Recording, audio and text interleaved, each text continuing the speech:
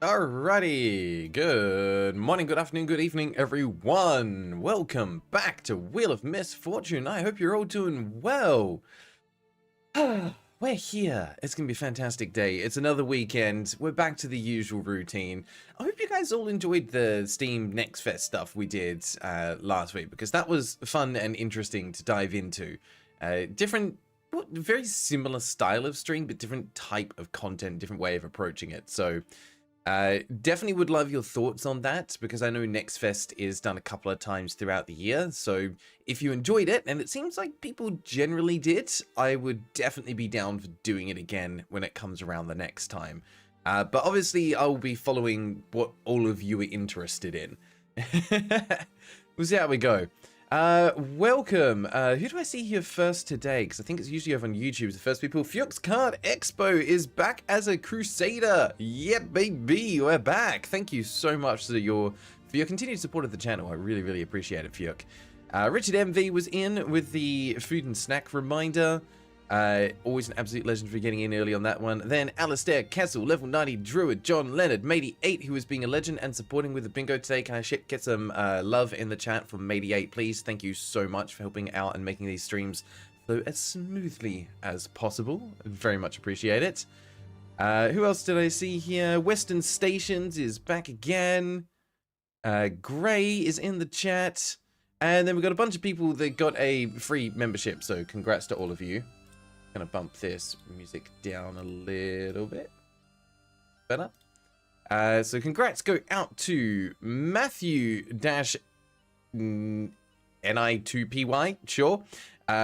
Shuri Satoshi, Sylvanus Rail, Melon Bread 6740, and DK Crest 942. You've got membership now. Do with that power what you will, but use it wisely. Gust, 15 months! Holy cow! That's insane. Thank you so much, Gust. You're a pillar of this community now, but specifically rhythm games. Nah, you're more than that. You're more than that. This is what you're known for. What did I miss in the chat? Neo's here as well. What's up, bingo boys and bingo babes, and everyone in between as well. Yeah, other bingo buddies. Heck yeah. At Richard MB joined the crusade. Level 90 Druid. Basically, we've got most of the proper copies were left in Estonia, and my only hope is to find some bootlegs. At Iraq joined the crusade. Holy cow, Richard, 25 months. Elarak, 18 months. Matey8, the absolute legend that they are. At Matey8_8 joined the crusade. I made it to a year smile. 1 year of a night of the Holy Grail is absolutely mental. You guys are absolute legends. You should know that. I appreciate all of you so much. And I have to say, one of my favorite things in doing all of this is being able to do the shout outs at the end of the video. And there's just something that tickles me about being able to do the Knights of the Holy Grail that we re-record for each one.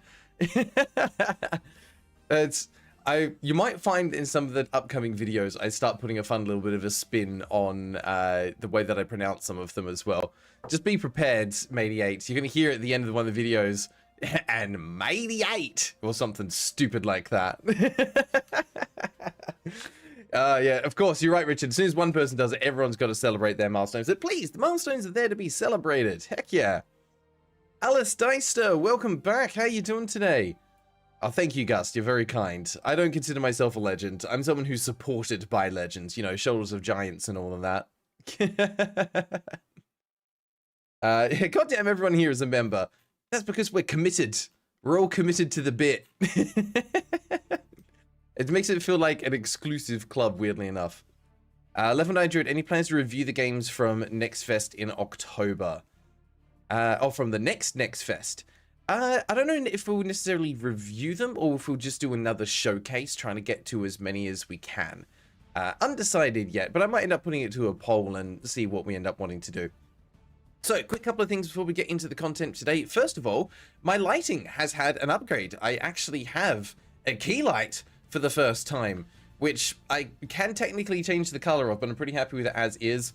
This side of my face should be a little bit brighter, but unfortunately, like, I've got a big window over this side of the room, and unfortunately it's incredibly overcast today, so it is not really doing much. But when the sun comes out, this should all look nicely balanced. I also have a little mini stream deck thing now as well to make it a bit easier to change between scenes and do a bit of multitasking. So I can even use it to start and stop the music. Oh, it's groundbreaking. It's magical stuff, but we're starting to get more kitted out, which is fun. We do have the next Steam replay video pretty much ready to go for release at the end of this weekend, which will be another recap from these Wheel of Misfortune streams. It was actually one of the developer streams that we did, so there's some fun stuff in there. It's going to be featuring Gug, if you remember that particular game. Some of you might get like traumatic flashbacks from that if you remember what it was. And then the other one was the announcements that I put on both YouTube and Discord yesterday, that for those that are in Australia specifically, we'll be able to make the most advantage of this, but I've been accepted as a content creator for the Game Expo in Melbourne, which is going to be held literally next weekend. So this should be really good fun. Get to go and check out a whole bunch of indie games that are going to be on display, get hands-on with them, hopefully talk to some of the developers as well about their game and what they're aiming for with it and their hopes and aspirations. So there should be some fun stuff there. I like how they announce it as like a selected creator though. Like, I'm not going to be on a panel or anything. I'm just going to be there and I get a VIP pass, which is in itself, like, kind of cool. I never thought I would be able to do anything like that. And in fact, I had bought regular tickets for this event as well, just so I could go. And then I found out about this. So that was a pleasant surprise yesterday. But the plan is to record a whole bunch of footage while I'm there and turn it into some actual review videos. Donated $5 Canadian to the war funds. Sorry, downgraded membership. Sorry, switched accounts. I had membership on to the smallest amount. Feel like I am ripping off the stream. No MTG today. Fiok, there is no ripping off going on here. Don't you worry about that at all. I just appreciate you being here and your presence. You don't need to worry about anything, mate. I always get worried that some people are like, oh no, we only value, my only value is my monetary worth. No, just, we value you for being part of the community and being here. That applies to everyone. So I hope you never feel like, oh, no, I have to do what I can to support the channel. No, just be here. Just be here. That's enough. Oh my god, Fiuk! Far out, mate. Fiuk's Card Expo donated $5 Canadian to the war funds. In 7 days is my name day. Was going to celebrate by watching your stream. Now what do I do? Now what do you do? I mean, that is a fair question. I mean, honestly, celebrate however you want to celebrate, but I will try to remember to drop a happy birthday into the Discord for you, because that definitely is worth celebrating. I'm still undecided on this. I didn't want to say it, but now since you've mentioned it, I will. I'm going to do a little bit of research between now and next weekend to see if it's going to be possible to live stream any of the events. Because I think that would be quite cool, even for like an hour or so, just to be able to pop up a live stream and showcase walking around the expo and some of the the game setups and things like that. Oh, name day, not birthday. Apologies. Hey, still, name day is worth celebrating. Apologies for the confusion, though. I know a lot of people that will call it their day of naming as an alternative to their birthday. Some people also call it Happy Birth Canal Escape Day. It goes by a bunch of different ones. So yeah, I'm going to take a look. No promises on that as a live stream, but we'll see what we're able to do. I have already seen a message saying that the Wi-Fi at the venue is probably not going to be reliable. So we'll see what we can actually do. Alice Dice said, Graeldon, you should wear a helmet while on the expo thing. If I had planned far enough in advance, I maybe would have. I don't have a helmet to wear, and I can't find one at such short notice. So unfortunately, I'm going to be cosplaying as just myself during the event. So that's going to have to be good enough. Bruh, more funds to buy more 1000 Jigsaw games. You joke, but they are coming. There will be more. We don't escape them that easily, I'm afraid. Honestly, the ones that are coming up, sorry, this is another tangent. The games that are coming up that terrify me, that I'm going to have to play through, there's a whole series of games called the 12 Labors of Hercules. There's like 20 something of them. they all seem to be skins of the same game, so I'm sure that's going to be enjoyable. And then I think there's an 18-wheeler big rigs series coming up as well, which is, I think there's 10 or so games which are just all about driving trucks from A to B. So I have no clue what I'm going to do when it comes to those games, but we will cross that bridge when we get there, and I promise I will do my best to make it interesting. Western Stations, actually, have you played Strange Jigsaws yet? Because it is a time. I have not, but there were a lot of people on the 1,000-piece jigsaw puzzle video that were suggesting that one. Donated $2 Canadian to the war funds. My name is only 4 years old next week. Oh, name is 4 years old next week. Okay, well, I'm glad that you're not 4 years old. Otherwise, I have questions about how you got a hold of your parents' credit card to be able to afford membership for this. But no, that absolutely makes sense. So 4 years since you renamed, which amazing stuff. That is definitely worth celebrating because it's something that's going to make you feel more at home in your own body. Love and I Druid, also I'm doing the same thing with my Seema's Pogo series, 3 games currently. Gus, slightly related, apparently the hidden cats term got copyrighted quite recently. I can believe that. Also a heads up, if you have a look through the Steam library, there's a whole section of 101 hidden cats. There's like 50 something of them now. It's just been ballooning out of proportion because there's AI stuff. We are not going to be reviewing those games. We are skipping straight past them because we reviewed the only 2 that had released at the time when we did the 100 Hidden X video. So we get to bypass all of them. Streaming having troubles on your side? I think it's just your side. Everything looks stable on my end. No dropped frames. Alice Dicey, gotta be off from sleep. Thank you for stopping by. Hope you enjoy watching this VOD back later if you choose to do so. Otherwise, have yourself a wonderful nap. Jazzy getting lag as well. Oh, okay. Maybe there is something else. Quality is gone. Don't know why. Let me just do a quick speed test on my end. I'm not doing anything in the background. Just make sure. Nope. I've got 830 megabytes per second download speed, so that should be fine. It could be a YouTube problem. And 70 megabits upload speed, so yeah, it's not a connectivity issue. I'm not downloading. I promise. I promise I'm not. What we are doing, though, is we're putting a filter over this stream so it becomes a podcast rather than an actual video. We just want to try some new formats today, that's all. So welcome to the Graeldon podcast. Hopefully you've still got audio, even if you don't have visuals. Today I'll be narrating absolutely everything I can from the stream. All right, let's get into it. We've got some games to play. So let me bring up our wheel so we can see what we're going to be playing first. Oh, hang on, I can try out my new fancy button. Hey, there we go. So it's been updated with all of the games that have been suggested last month and the most recent suggestions from this month as well. So let's see what we're doing first today. Yeah, I'd say it was a YouTube issue, as far as I can tell. Sky was stuck on buffering, can't see in the stream. Okay. No, maybe there was just a little hiccup there, but it seems we're back.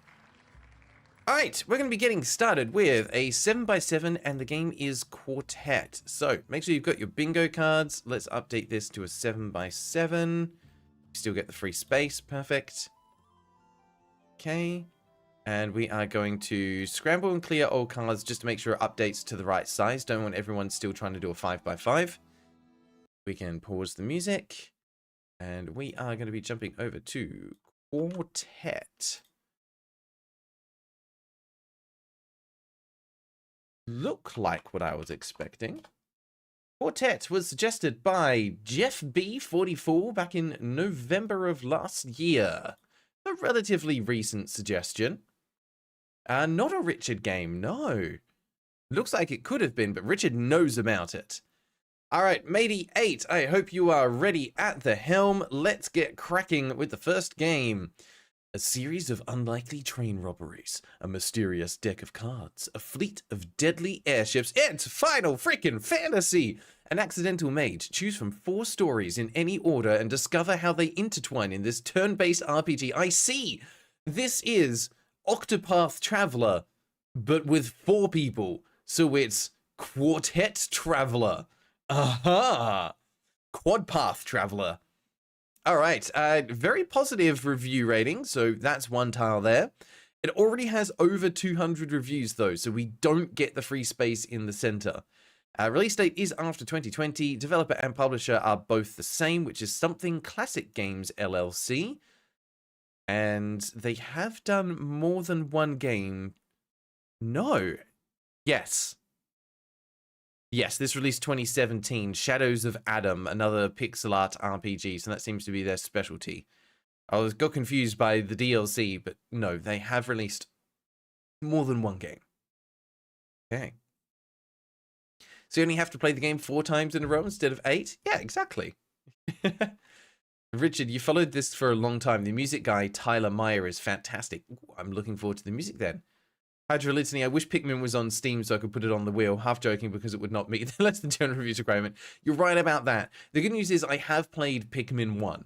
I have not played any of the other ones, but I have played Pikmin 1 and I did really enjoy it.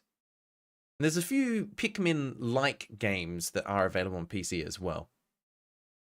All right, what else have we got going on here? Let's watch the trailer, which appears to have live action. It's Saturday morning in 1996. You are a completely unsupervised child.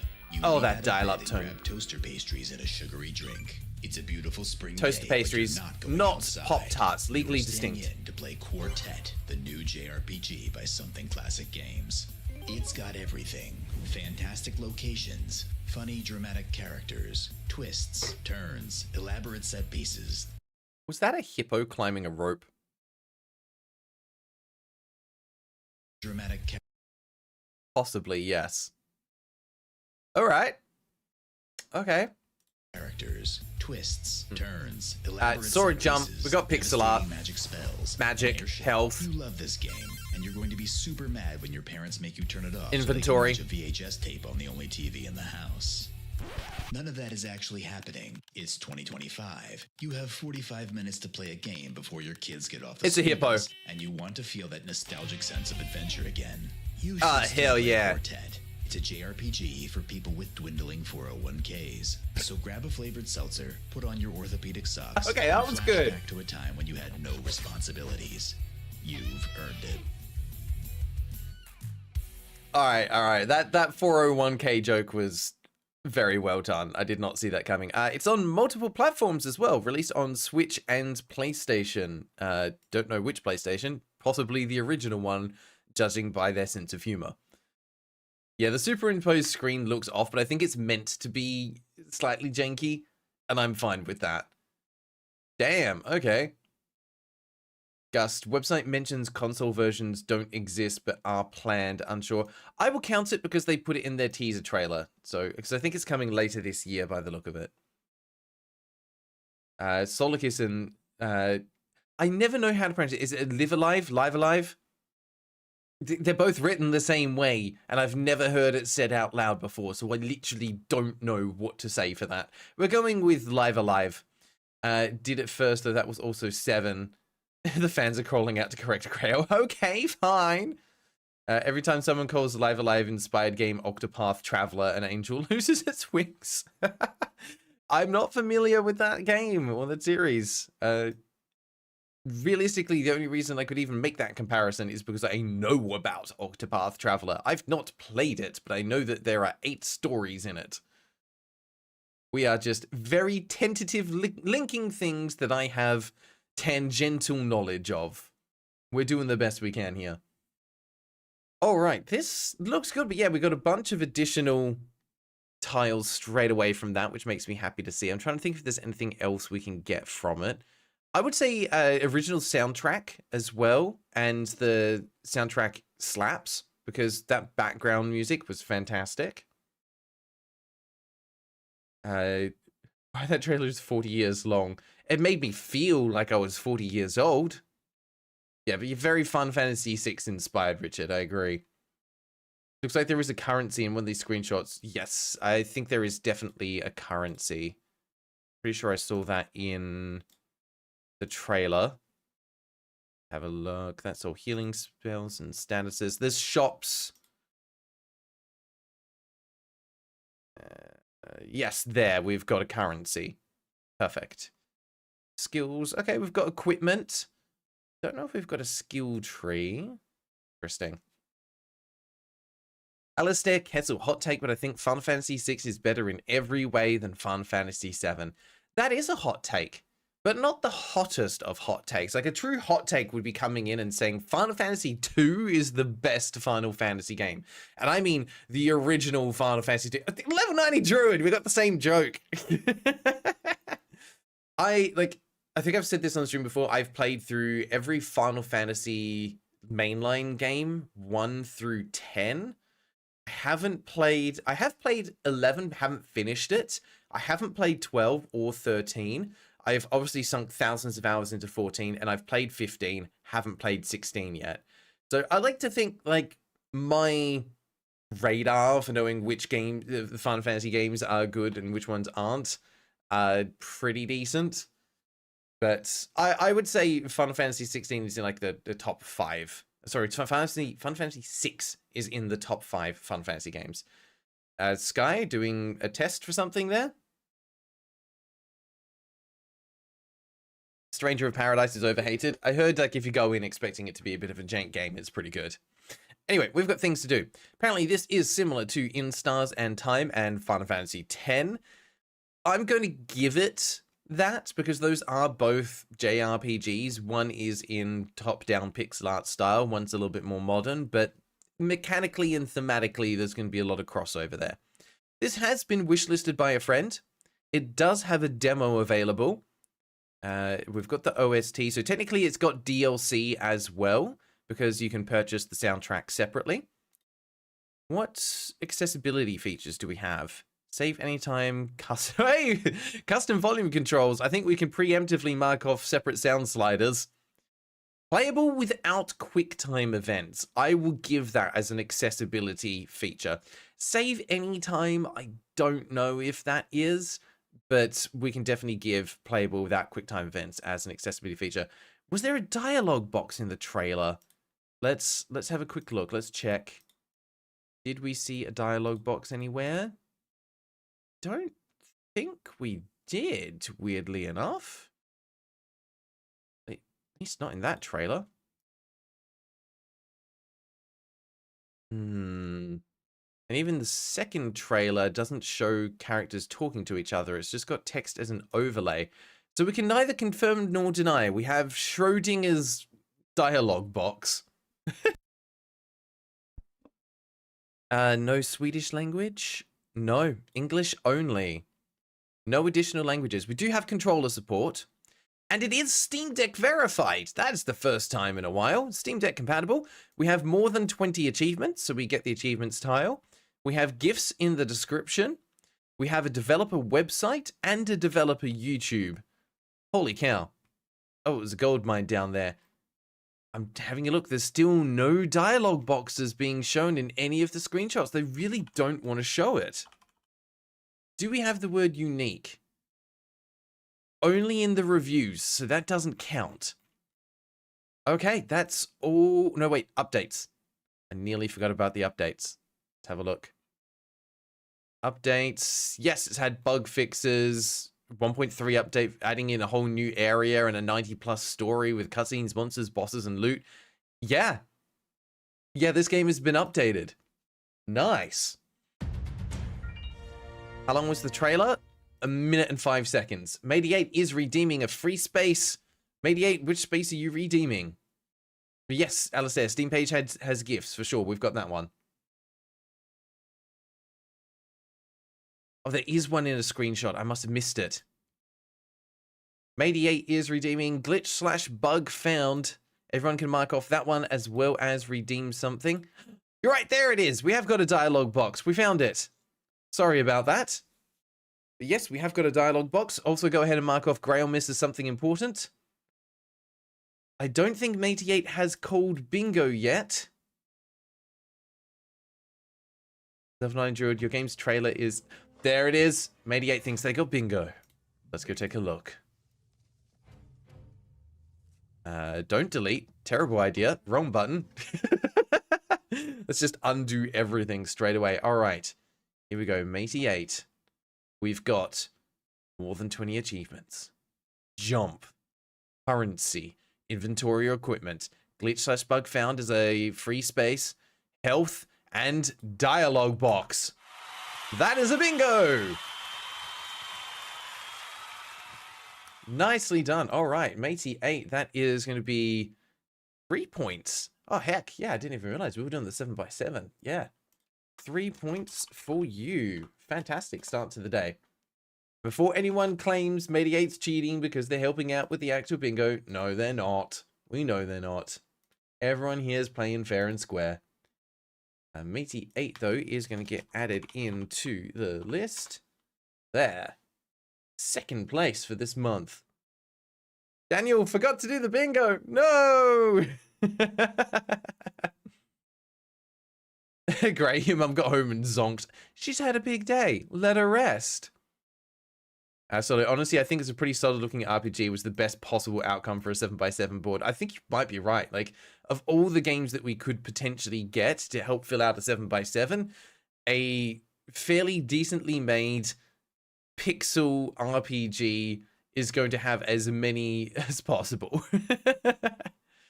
All right, the game is unfortunately not on sale though, so there goes $30 dues. You guys can go over to the holding screen, which I have set there, have some music. I'm going to get this purchased. And downloading. So enjoy some buffering just for like a hot minute.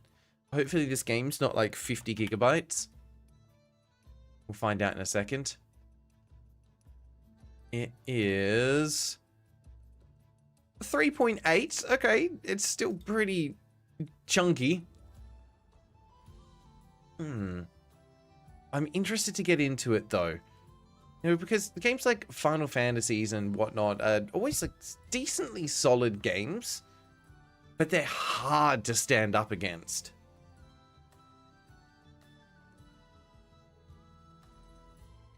Level 9 Druid added so much to my game that you can fill every square. It'll be perfect for bingo. Like, do you remember any other games with Dwemer language, excluding the Elder Scrolls ones? No. I do not know of any that have included that as an optional language. That is a first. I think the question that I have, because I've obviously been learning little bits about your games, Level 90 Druid, as you've been kind of explaining and sharing bits in the chat over the past couple of months. The biggest question I have is just why? Because that's additional development time to implement a language that literally nobody reads or speaks.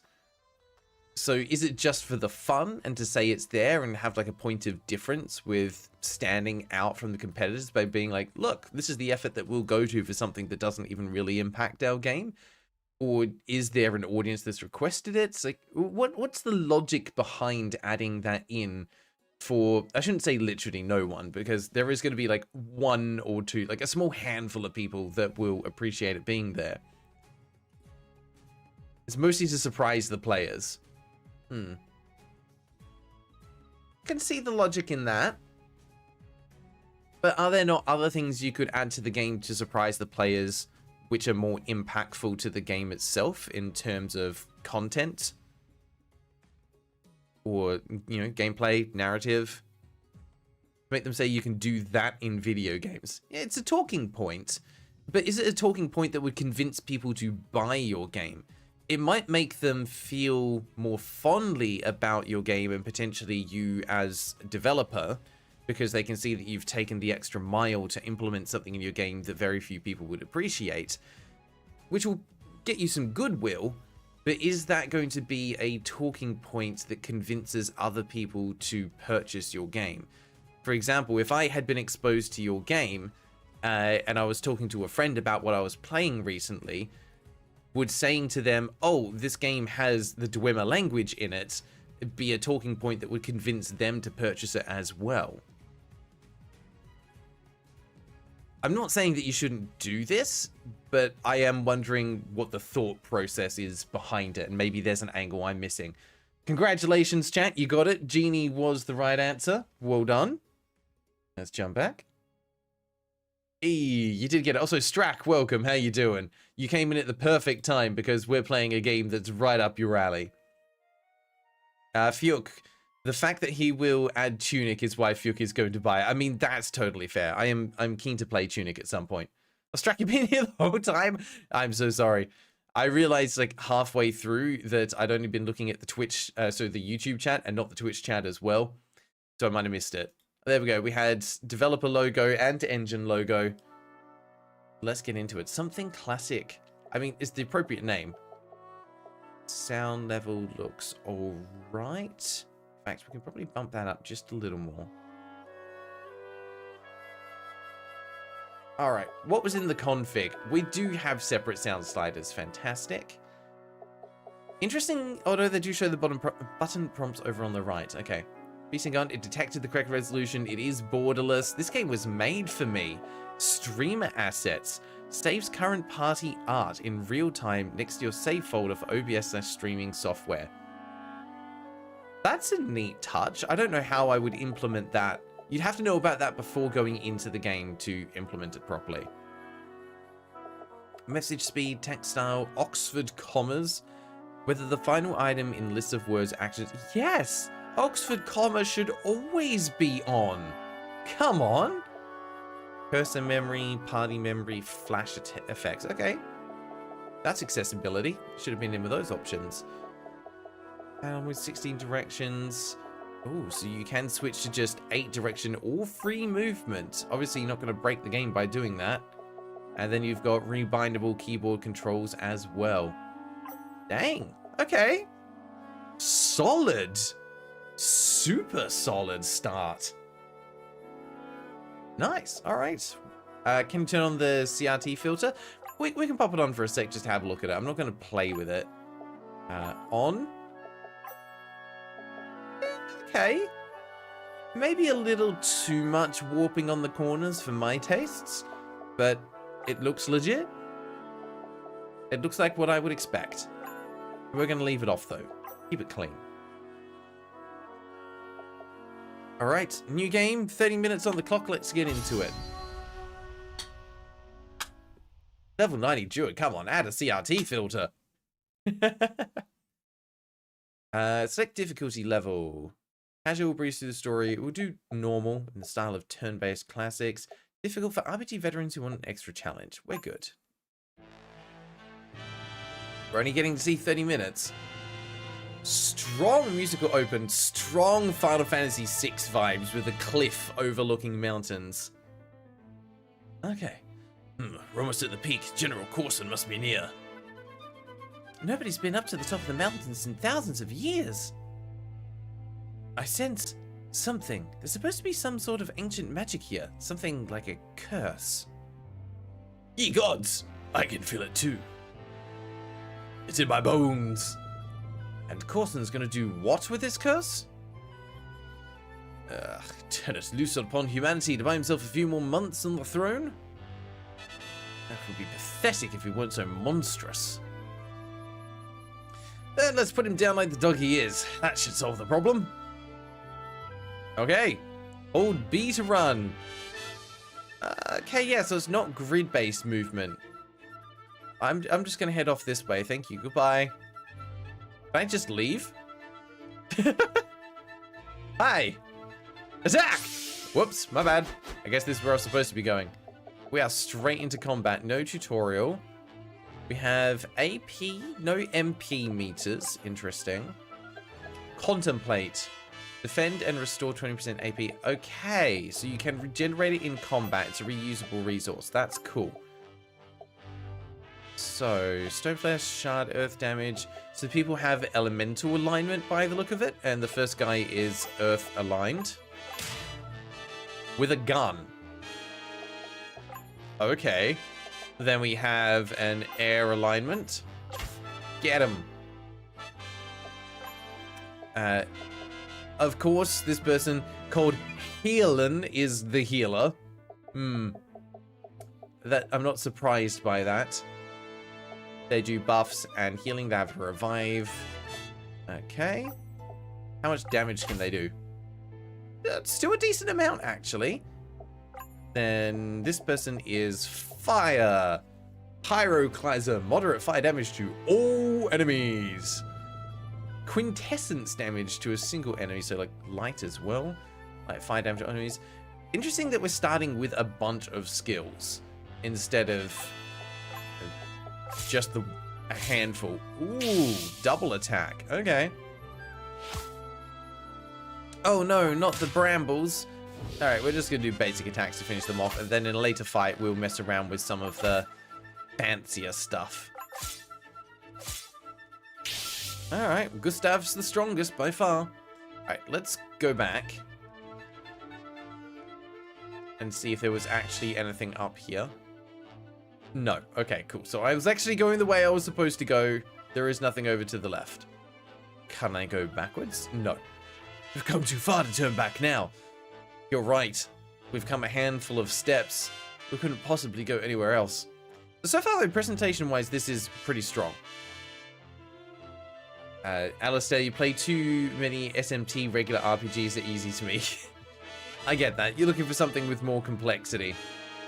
I do feel like this might have it. It's starting out pretty strong. On my life, you will not get through. Okay, the fact that they jump into the battle scene is a nice touch with making it feel a little bit more dynamic. Alright, let's try some abilities, shall we? We don't get healed in between fights. Tremor! Tremor is meant to be the ground shaking, but okay.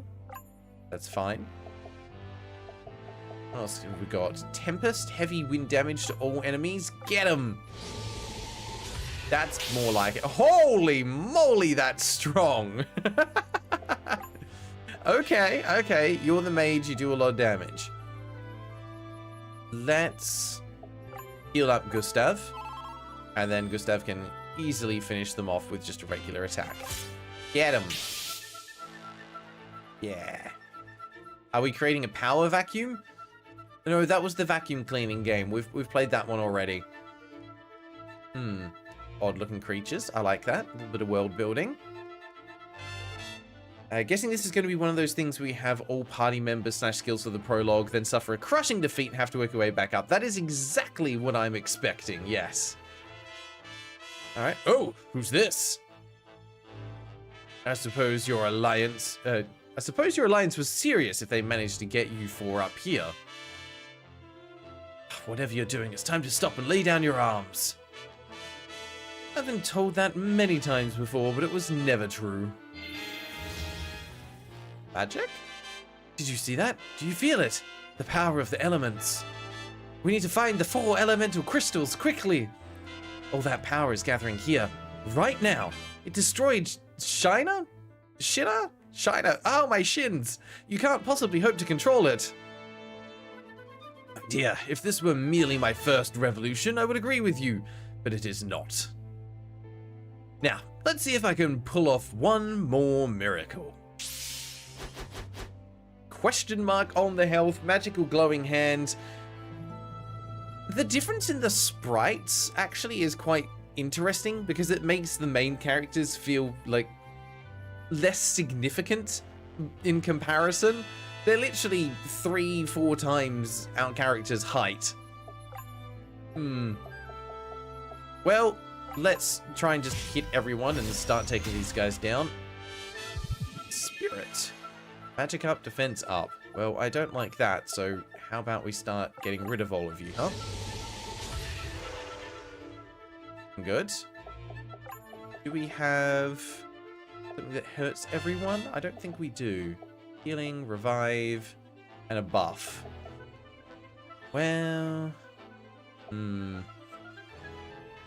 Don't need the healing right now, but doing a major buff might be a good idea, so let's buff you.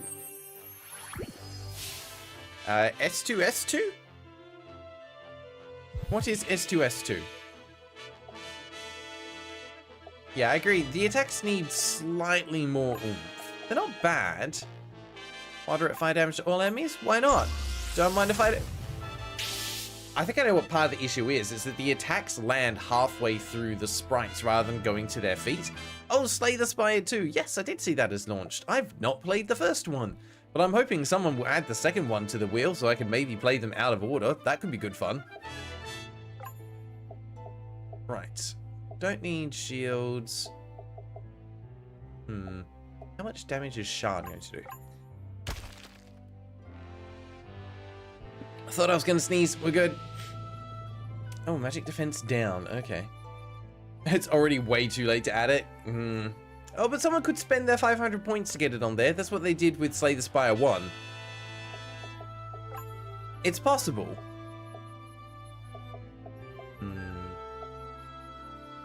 Oh, that inflicts blind. That's cool. Lowers target's evasion. I don't think I need that. Let's just hit the guy. Oh, no, that's half as much damage. Okay. There is a reason to do it. I see. Sky unfortunately added Esoteric Ebb the second it released instead. That's okay. I'm very interested in that game. So thank you for adding it on there. Let's save some AP. Magic up, speed up, sure. Get him. 1000 damage across 2 hits. That seems to be the way to go. Don't think we need that. How much damage do you do? 568. And strength down. Okay. Charge? It's just buffing himself. That makes me kind of scared. Ooh, never mind. We just did a little pee-ka-pee and just bolted him. He's gone. Very well, you've beaten me. Take my sword. Very nonchalant about it all. But it depends on like how you read it, because it could be, very well, you've beaten me. Take my sword. Or it could just be like, oh, very well, you've beaten me. Yeah, take my sword. It's missing a bit of intonation. The world will finally get its reckoning. Thank you, Napoleon-esque character. You don't deserve the honor. Stab. Gustav, what have you done? I killed him. He was evil. What I came here to do. Now what? You said it yourself. The power of the elements. The power of magic is gathered here, right now. So the real question is, what can't we do? Or what do we do about it? Gotcha, sorry. Jumping to conclusions, my bad.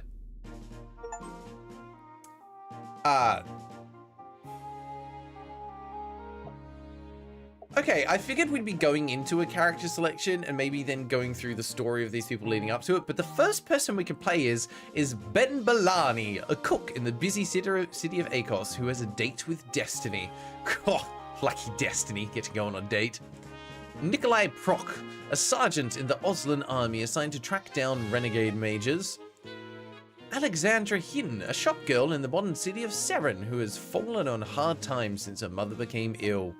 And Cordelia Helmont, a recent graduate of the Leonian Royal Academy of Magic about to take on her first assignment. Okay. I mean, a cook sounds like an interesting one to start with. That's going to be quite the hero's journey they go on. I thought we'd be seeing the backstory of the 4 characters we were just looking at. But no, we're going in a totally different direction. Alright, let's start with Ben Salami. Start Ben's chapters? Yes, let's learn about Ben Salami. Okay. Yep. Inscription on an ancient urn held in the Akos Museum of Ancient Culture. Early we woke and turned to the prow towards the horizon, and as rosy dawn spread her fingers across the wine-dark sea, offered libations mixed with sacrificial blood poured onto the waves that lapped like jackals' tongues against the stout oak hull. The gods received our gift and granted us a boon, for soon our prow lifted, and the wind, the ceaseless spirit that circles the shrine, billowed in our sails and bore us safely across the sea. Even as surf crashed all round, we lay in the wind's bosom, while distant shafts of lightning fell upon the waters like mighty javelins searching the deep fray. Later graffiti carved into the urn's base reads, "Your mother likes the mighty javelin."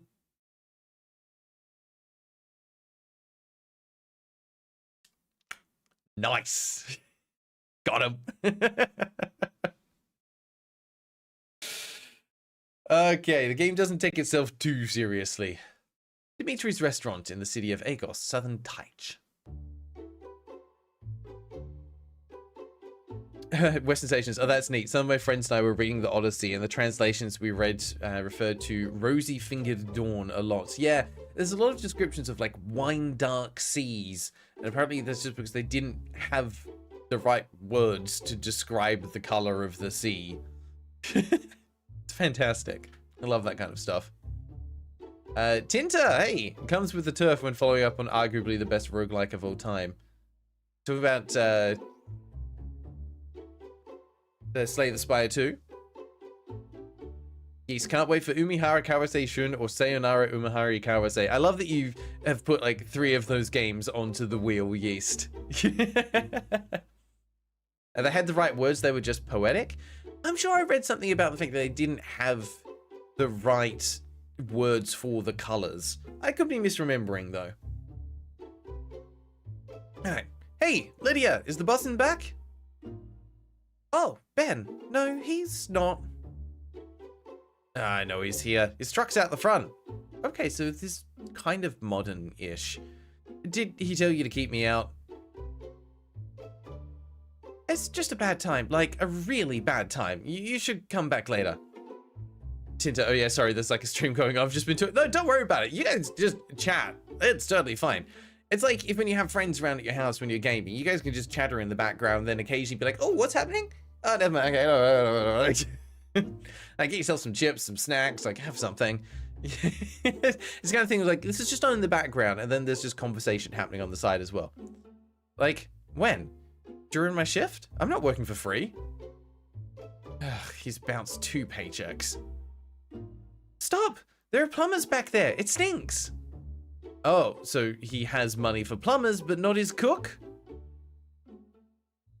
Oh, ooh. Oh no. Wait a second.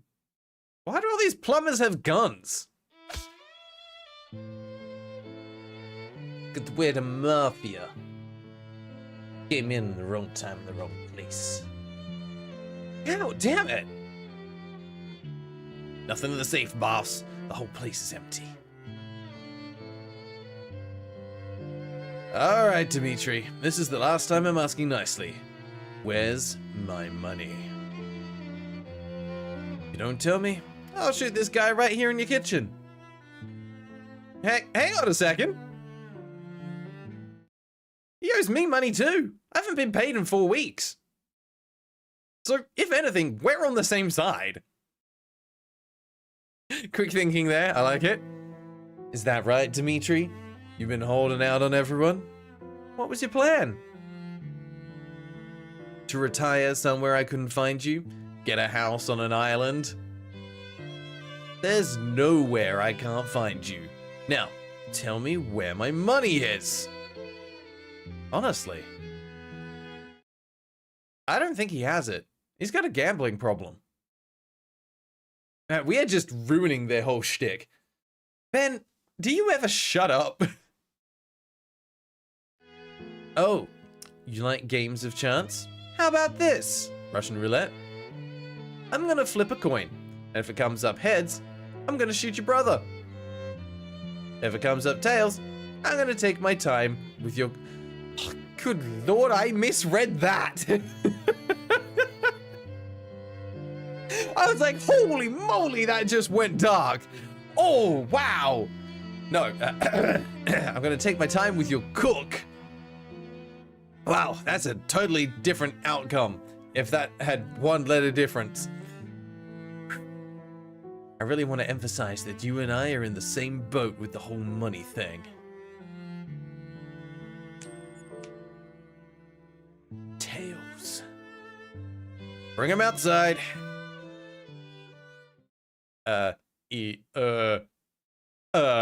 Gentlemen, I know I'm repeating myself, but don't try to kill him right away. But if it happens, it happens. I can be reasonable. We'll split my paycheck. How's 60-40 in your favor? Okay, we'll do it 70-30. Ow.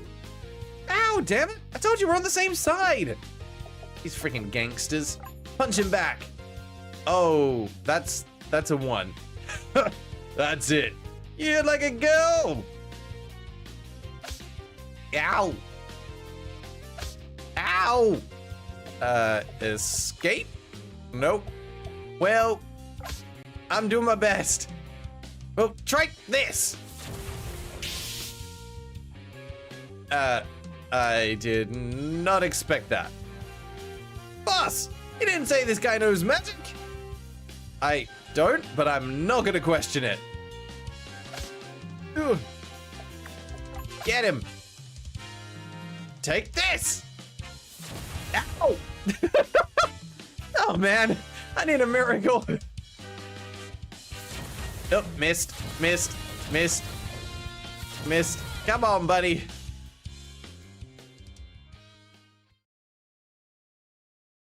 Nope. Oh, I guess we passed out. Drank too much. That's an interesting opening fight sequence. I really kind of like that. I'm back home? Ah, crap, I'm late for work. I think that's the least of your problems, buddy. Huh? He's awake.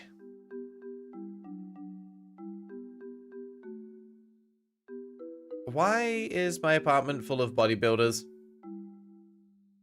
I am a garter of the Order of the Philax. Philax? You are Ben Salami? The one and only. 3 days ago, you manifested magical powers for the first time. So, that really happened? Yes. Aren't I a little too old for that?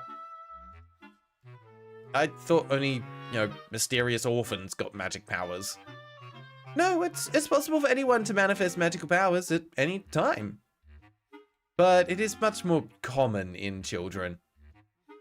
Well, thanks for the heads up. I gotta get to work. His name is Balami, but I'm saying Salami because it just sounds funnier. I beg your pardon? Unless you can use magic to make it rain money, I still need to get my paycheck from Dimitri. My landlord isn't going to My landlord isn't going to care whether I have magic or not. Yeah, damn right I don't care. Rent's due next week. Mind your own business, you nosy bastard. Can you deal with him? I've been here all night. Yeah. Alright, he's out. Very well then, let us go. Wait, what? Go to my work? You're coming along? Yes. Great! Maybe you can lift Dimitri by his ankles and shake the change out of his pockets. It's just down the street, a few blocks west of here. Okay. Party member acquired, I guess. Actually, I did want to see how much stuff is interactable in the house. This is... it's disappointing is what it is. I found 1 coin. Perfect. We can pay rent.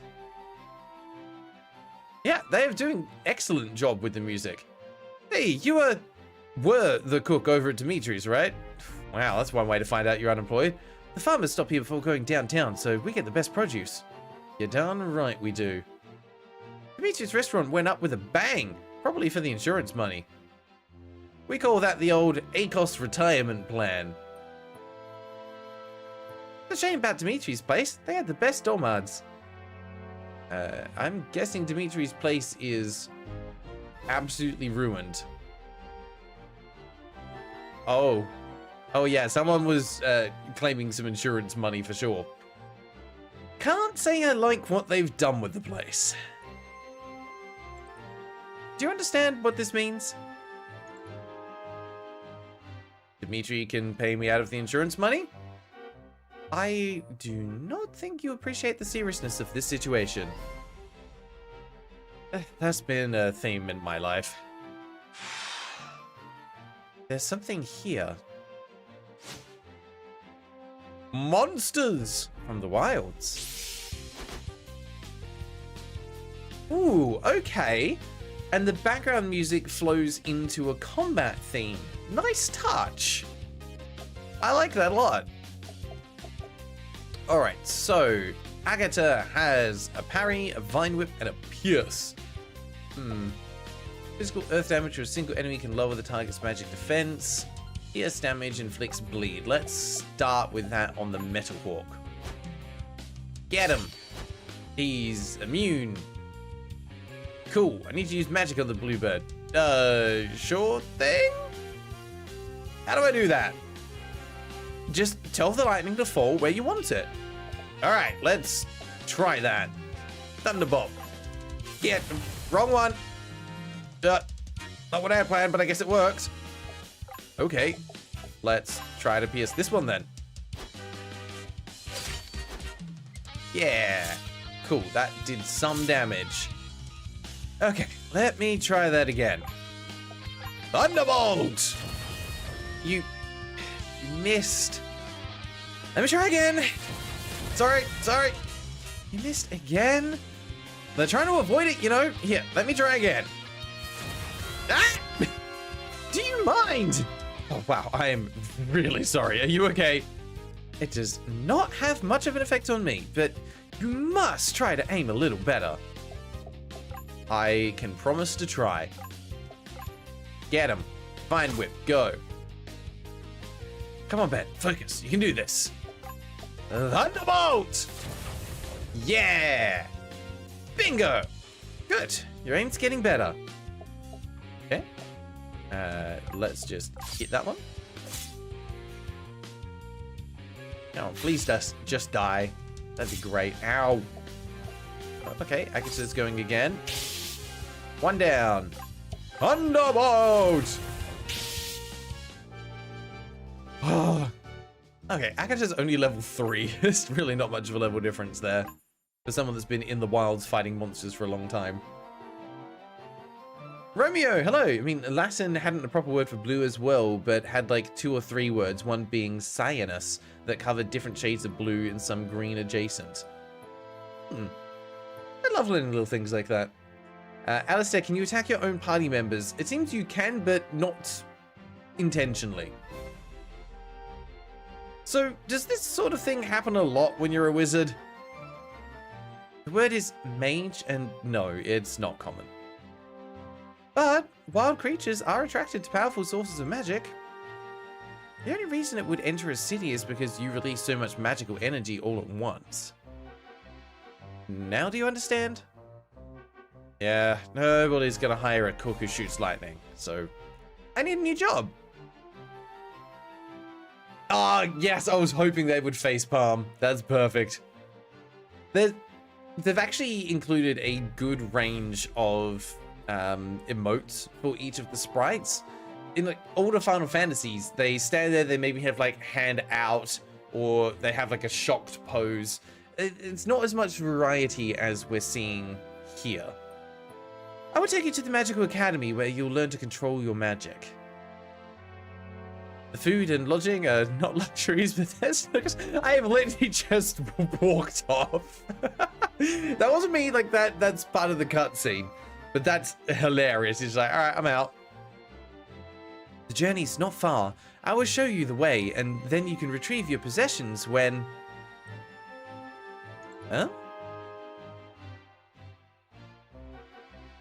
Someone in the marketplace must need magic. Alright, let's go find it. We're just trying to make a living, aren't we? Marketplace is this way, maybe? Either of you need a freelance wizard to do some work? You look more like a freelance butter and cookie salesman. I'll take that as a no. But the cookie thing has potential. Hey, looking to hire a freelance wizard? You know there's a mages guild for that, right? That sounds expensive. I can give you a big discount. I don't know. The only thing worse than paying full price is getting cheap service. Ugh, tough crowd. Okay. What about you, small child? I wish the ice cream man showed up earlier. Ah, sorry, I am not the ice cream man. What about you? You're sure there's not a lower price if it's all cash? Okay. Anyone need some magic? Freelance magic, made to order. Not at city prices. Anyone need some magic? Okay, no, the other person doesn't say anything. What about you? I don't need anything. Who are you? You're funny looking. Oh, thanks. Freaking kids. Hey, looking for some low budget magic? How low budget are we talking? Depends on what I'm doing. Can you use magic to bust up some old trees? Well, I can call lightning, and lightning can bust up a tree. So maybe I charge the same as a large catering order? How about 600? How about 500? All right, fine. So, where are they? Back at my farm. We'll take my truck. Let me know when you're ready. Yeah, let's go. We've got bills to pay. Got to pay that rent. So, just the stump? What? No, I've put out hundreds of stumps. I don't need magic for that. You're here to bust up those ones over there. Oh. Well, they're just trees, right? Oh, no. I've definitely got some kind of evil in them. Anyway, let them have it. Alright. Even big scary trees can be blown up by lightning. What's the bet they're immune to magic? Thunderbolt. Okay, no, we can do this. What? What kind of tree hits back? Get him again. Woo! Learn to energize. And a potion. Alright, I guess I could do that one more time. You! Why did you leave? Wow, you're pretty good at fighting people, huh? Yes. Now, we must go to the Magical Academy. Look, I had a really bad time in school. At least let me blow up this last tree and collect my pay. Your pay? Yeah, I'm getting paid to blow up evil trees. I can't believe that sentence just came out of my mouth. Is this true? It's called Quartet Neon. Yep, and he's got one more to go. Might as well hurry up. I'm not paying by the hour. Yeah. Alright, let's waddle over and kill this tree. We'll call it after this, I think, because we've hit the 30-minute time limit. Alright, here we go. Tree blowing up time. Increase one ally's strength and speed. Now we're just gonna Thunderbolt! Oh, uh-oh. What? What kind of tree can just shake off a Thunderbolt? Cast your magic on me, like you did before. That was an accident! Do it. Okay, so we can target allies? No, not like that. We'll use Energize. Okay, so you can't directly hit them. And then we'll use Pierce to get them bleeding. Yeah, because trees can bleed. But never mind, trees just die. And we've got an Ether. Cool. Alright, I am done getting my ass kicked by trees. We're all done here. Yep, come get your pay. Is he gonna try and cheap out on us? She's a keeper, by the way. Good strong bones. I bet she could get a lot of work done around a farm. What is beyond these trees? Old swamp, you know, typical den of evil and unsavory things. Eerie lights at night, moaning fogs by day. When did these strange occurrences start? Oh, I'd say about late last harvest season. Big thunderstorm came through, flooded the place. Been in a cursed mire pretty much ever since. You. It's Ben. There is dangerous magic beyond here. You and I will investigate its source. Am I getting paid? No, but if you do not assist me, I will drag you to the Magical Academy. Alright, fine. Oh, she's a feisty one too. Good luck, Sonny. Alright, let us go. But what about my pay? You didn't pay me, buddy. I can spot you a potion or two if you want. Oh, but I have to buy them. I see. All right, let's call it there because we can save wherever we want. And let's put this to a poll. What do we want to do? Do we want to move on to a new game, or are we going to spin the wheel? Get your votes in. I'm hoping that poll's working. Looks like it's working good. Streamlabs UI is sometimes a little bit dodgy. While you're doing that, what are my thoughts on this? I honestly don't think I can fault anything, which is surprising. IT Industries, hello, how you doing? Usually with these kinds of games, the problem falls down, like it comes down to pacing, usually. It takes too long to get moving, too long to learn about the characters and become attached to them, too long to actually get into any gameplay or anything like that. This game's actually had a really solid start. It showcases where its combat system can get to right at the beginning of the game and sets up some kind of international level conflict, and then dials the story right back down to a more relatable level. And I think Ben is actually a great choice of character to begin with because he's so relatable to the average person. He just wants to pay his bills. He's not a chosen one, he's not a magical child, and I love that they actually acknowledge that trope so you can better emphasize or better, I think, see that they're trying to avoid those usual tropes. So it makes it feel like a really interesting world, a very believable character. You got this like mid-40s or 50s-year-old guy who's just, he's already done his bit in life. He just wants to be able to get by. And all of a sudden develops magical powers, things go downhill. It's just, he's bad luck Brian as a character. And I think there's something charming about that. It's just getting pulled into this life, even if it's not necessarily what he wants, and he's just trying to make the best of it as he goes along. And the fact that there's going to be 3 other characters that you could then play as afterwards as well, they're all hopefully on equal levels in terms of being engaging and interesting characters to interact with. Visually, the game is pretty fantastic. There's just the right level of detail in the sprites. Plus, once we go into this area, we can see they're doing a little bit with shadows as well that you can see in the background as you move through here. You've got the ripples with the water effects. Like, there's a nice atmosphere to the game. I think I would personally prefer it if it was slightly more zoomed back so you can see a bit more on screen at once, but I think this framing also allows for visuals to be on screen when they want it to be on screen. I think it's actually quite intentional, and you probably get used to it after playing for a bit. Probably also the fact that I'm playing this on a relatively big screen. It'd be probably better on a slightly smaller one, more like a classic RPG. Sound design's pretty good, combat not bad.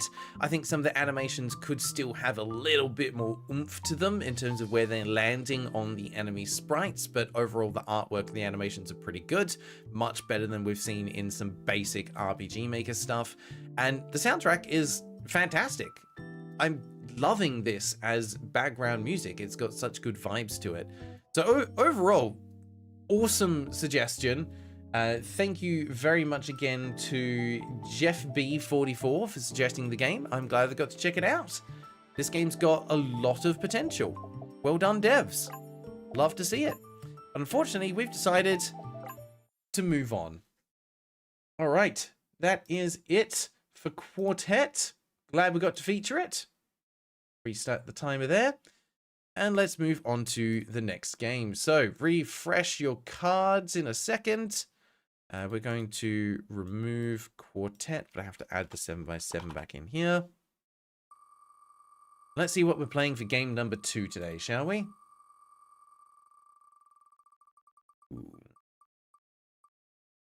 We have landed on 7x7 again and worship. All right, let's scramble and clear all the cards. We're staying on the 7x7. Okay, and worship. Let's just check who it was that suggested this.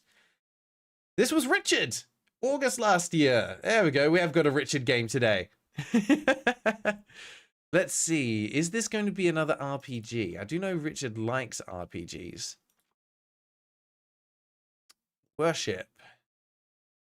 Kind of, but not really. All right. Oh, we'll talk about Pikmin before? This is Pikmin inspired, apparently. Jeffrey B, happy that you liked the game. Thank you for suggesting it, honestly. That was very charming. It's nice to play a solidly made RPG every now and then. But all right, we're moving on to worship. Incite the end of the world as a devout zealot of an eldritch god in this Pikmin-inspired roguelite. All right, I'm on board. Don the robes of occultists, perform bloody rituals, and expand your influence over an army of followers in this cute yet grim world. Is your devotion strong enough to please the old ones? All right, all right.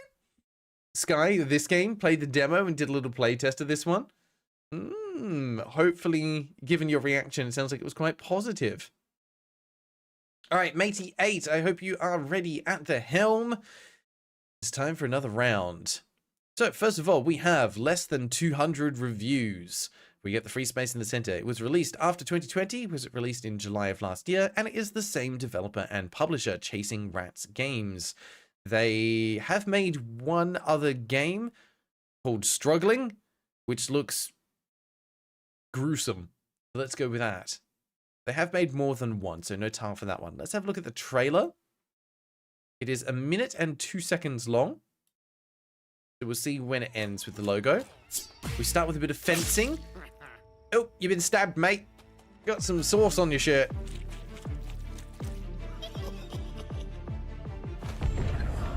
Oh, you fell into my trap. Great opening. Okay.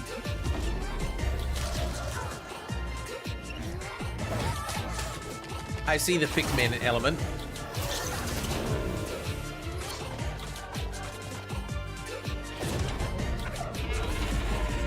Feels a little Cult of the Lamb as well. Yeah, just do it. No.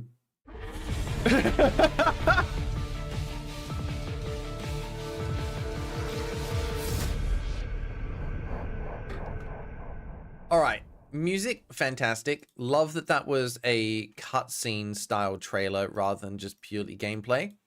The end logo appears at the 58-second mark, so we're going to call it trailer less than a minute, even if only just.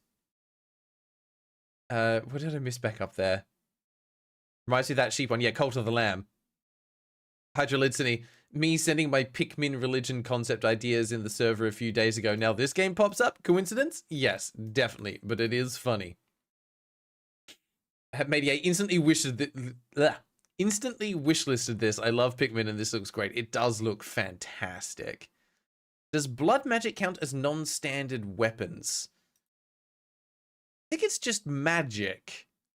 But that means we can mark off magic. And we can mark off weird genre blend for sure. What else can we tell from the screenshots here? Some meter up the top, but I don't know what it is. Rituals.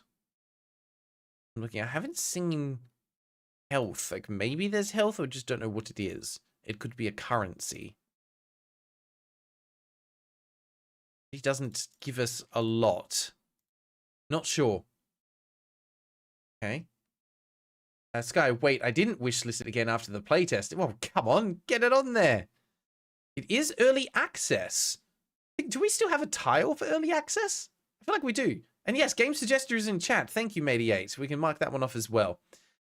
It has been wishlisted by friends. It does have controller support. It supports additional languages. When I should have mentioned, it's very positive as well. So very positive. It does not support Swedish. Very sorry. No Swedish. But yeah, it's got Indonesian, which is... I feel like that's more niche. Game has been updated. Has Steam Deck compatibility. We have a developer website and a developer YouTube. We've got a GIF in the description. We had any updates? I already said it. Yes, game has been updated. Do we have unique? That's the question. We do. Delve into the visually unique world of worship with its distinctive black and white ink sketch art style, scattered splashes of color, and hand-drawn animations. From its cute and distinctive art style to its use of dark humor, being bad has never felt so good. A grim yet equally cute and hilariously horrific world awaits you. Achievements. I actually can't tell how many achievements it has. Normally it's on the side here, but it is not present. So currently don't know. The game is more than $10 though, $29.50. So it's on the more expensive side. The more like this, so these are our related games, are Plate Up, Nordhold, Goblin Sushi, and Here Comes the Swarm. Related games are unrelated, for sure. Okay. I think that's all we're going to get from here, so time to pop it into the cart. You guys are going to go to the holding screen, have some music, and get this purchased and downloaded. Secret restaurant simulator? It could be. It absolutely could be. Continue to payment. Right, apologies, you're going to get some buffering while this downloads. Let's see, file size is more than 1 gig, 2.55 gigabytes. Only seems to be on one platform. They have made multiple games, yes, Fiok. Silver Gunner! Hey, I'm new here. Welcome! Also, Silver Gunner, I doubt you are the Silver Gunner, but you are a Silver Gunner who does all of the classic video game music mashups in ways that we wouldn't expect. What you doing here? I'm not mistaken, right? Yeah, no, that Silver Gunner is the one that does the music video. Yeah, that puts the music on the videos. Puts music videos onto YouTube. They're songs that you expect them to be one thing, and then there's something else. And I love them. They're incredible. Silver Gunner Ling, yes.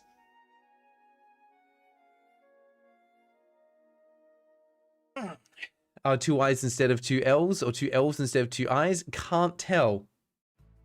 There's something there. The guy has no check mark. Okay. I can't see that on my end. Anyway, the game has installed. The file size is definitely more than 1 gig. Once you guys are done with the Wordle, we will get into the game. But Silver Gunner, if you have any questions about what's going on, just let me know. But we're about to play some random stuff, and we're starting with Worship, which should... Well, not starting. This is the second game for the stream. Should be fun. Alistair used to like it, but they released over 10k videos since I stopped watching. Oh, don't watch all of them. It's just hilarious when I'm trying to find a particular piece of music and I look it up and I'm like, oh yeah, this looks like the one. Click on the video. It's not the one because I didn't realize it was Silver Gunner. Fiok, yes, we have same developer and publisher. Definitely. I discovered their music through sheer coincidence, but I think it was from a Super Mario World mashup. Because between Silver Gunner and I think they're called There I Ruined It. There's so many good yet awful mashups of music that are available to find. Post 20 videos a day. That's an insane amount. I couldn't imagine trying to produce that much content. I also don't think anyone would be interested in watching that much content. That's something which, like, I've had in the back of my mind for a while, is what's the right amount of content? At the moment, we're aiming to release one video per week and alternating between the different types of content that we're able to produce.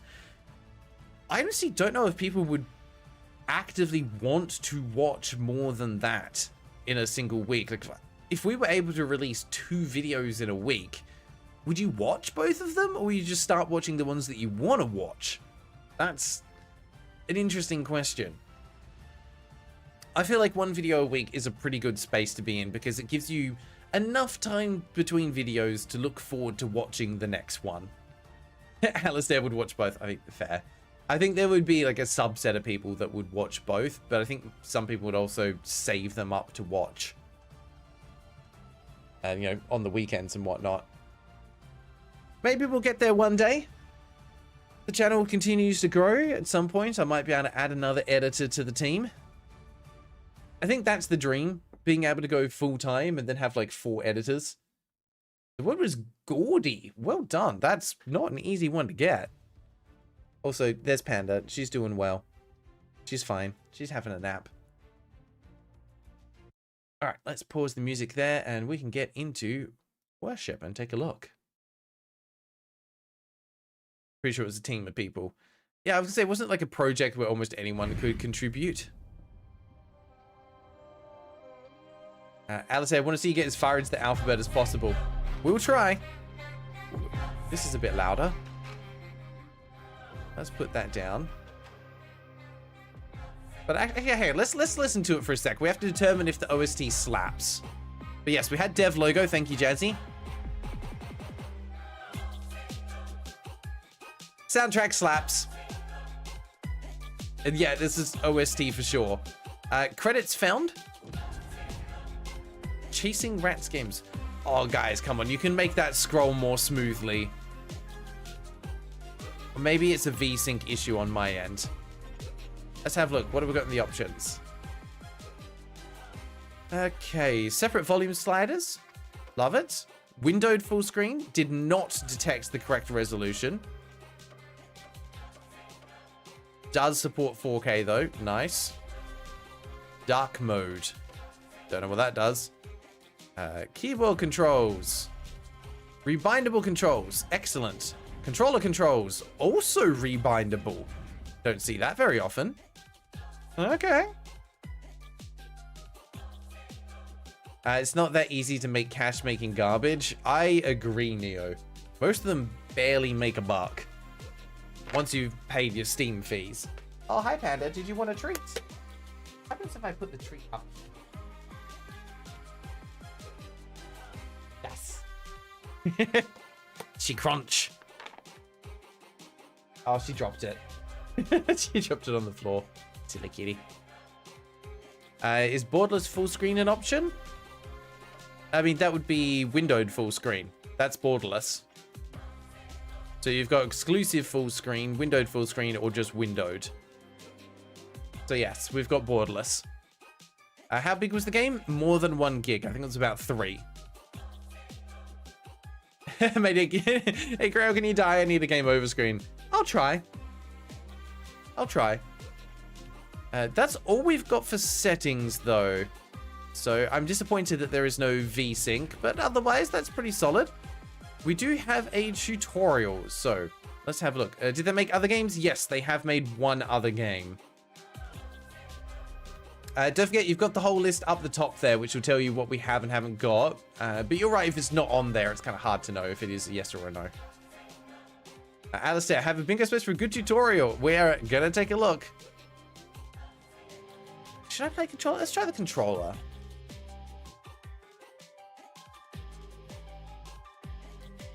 Oh, I thought the runes were lighting up as it was loading, but this is a long loading time for a tutorial. Portal. Heed my edict. Seek my altar. Sky's redeeming a free space.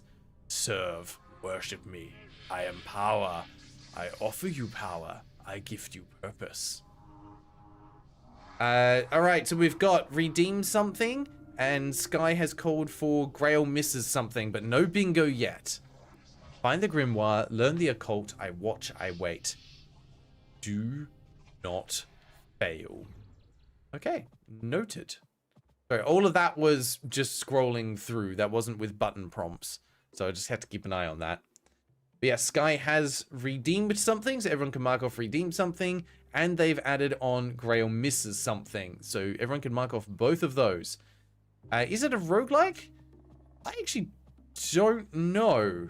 I think it is. Let me just check that on the store page. I think it was a roguelike. Yes, it is a roguelike. Or a roguelite, one of the two.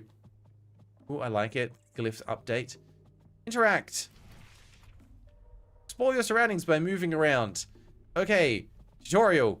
Start me on that, not next to it, because I have to move to figure out how to move. That's bad tutorial design. Don't do that. Hydrolidsony, also redeeming a free space. Which space would you like, Hydrolidsony? I like the background music. Little hand pan tones there. There we go. She's back. Solicus and some roguelites don't necessarily have procedural generation. I agree. Hydrolidsony redeeming game engine logo. Okay, everyone can mark off game engine logo now as well. Right. A little bit of exploration. With the 2D assets like this, it reminds me of Don't Starve. Alright, interact. Open the map to see your location in the world. Wow, incredible! What you discover will be recorded on it as you explore. Okay, makes sense. What are you? Hey you! Yes you, the man in the robes that just picked me up. Congrats! You now possess the charming and witty talking grimoire. You walk the path of the cultist, learn, obey, and prove you are worthy of the role. Deeper in these ruins lies the altar to commune with a god. Seek it and vow to serve. I didn't start the timer. My bad. It would reflect poorly on me if you turn out to be useless, so please don't suck. So that is Grail misses something. Is that a health circle? I don't know yet. Logstar Go is also redeeming a free space. Holy moly, you're all going nuts on this one. Logstar, what are you redeeming? Yeah, sorry, didn't need to do the free space. I totally missed it. Game slaps, I don't know yet. We're not going to find enough into it. And Logstar is calling health and bingo. All right. Because yeah, I haven't actually seen a health bar in this yet. But Logstar is calling health, so everyone can mark that off. Logstar, where are you? There. All right, let's have a look. Logstar has called redeem something, more than $10, game engine logo, developer website, health, wishlisted by Steam friend, and magic. That is a bingo. Dang, I think a few people were pretty close on that one. Let's have a quick look. Neon, or 2 or 3 away in most spaces. Actually 2 away on the diagonal, but you weren't going to get non-standard movement or Swedish language. You're kind of stuck there. Alistair, actually, let me just pause the timer while I'm looking at this. Alistair's same, a little bit scattered. BC457, you were doing all right there. You needed the cutscene and the game slaps. Not bad. Gust needed game slaps and leaderboard, or good tutorial and dodge, roll, or dash. You might have got it there, Gust. So close. Matey8 needed, oh gosh, non-standard movement cutscene. Or if you'd gone this way, a game over screen. Yeah, you had so much marked off on there. Sky just needed the good tutorial. You were so close. You were so close. I just didn't get through it fast enough. I'm sorry. Oh. Well done, Logstar, though. That gets you onto the list with 3 bingo points. Let me add you on there. Logstar go. 3 points. Sorry, I have to keep in mind I've got 2 trackers. I've got a spreadsheet so that I don't lose everything, and then we've got the leaderboard that just shows the top 5. And annoyingly, I don't have a way to link them. It would be nice. Logstar. Oh, Logstar is all 1, and then go with the capital. There we go. With 3 points. Jumps right onto the leaderboard. I'm so sorry, Maple. but you get taken off. We can only have 5 on there. All right, Mediate, feel free to reset the the bingo board. Why do I have lingo on my mind all of a sudden? And let's get back into the game, shall we? We can just carry on now. Bingo's done. All right. Hydrocy, not even for the points, just for the Pikmin rep. That's fair. Okay, hold X and left. Oh, that X, I see. Okay, let's just leave a blood trail. Got it. And our blood is in the bottom left. Okay.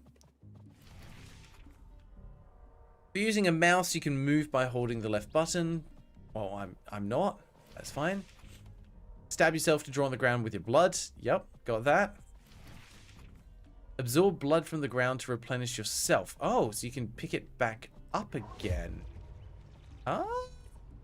Absorb it from other sources like living creatures, fountains, and blood containers. I see. So I could just do a stab and... Yes, there we go. We can say hello to the eldritch beings, and then I can absorb more blood from there and top back up again. Excellent.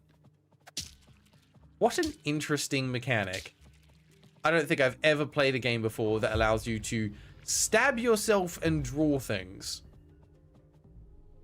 Huh. Right. You might have guessed, but this ain't no ordinary wall. It beckons for your blood. I think by now you're acquainted with your new best friend, the Ritual Blade. Humor me and resume stabbing that bloody mess, formerly known as your right hand.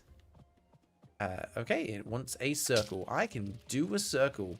More of a square, but there you go. It's good enough. I'll just take my blood back. Thank you. Hey, little guys. Those little fellas are the most important stepping stone for your new role. Godless such as these can be converted into loyal followers for your cause. To serve the old gods, you'll need your own army of faithful.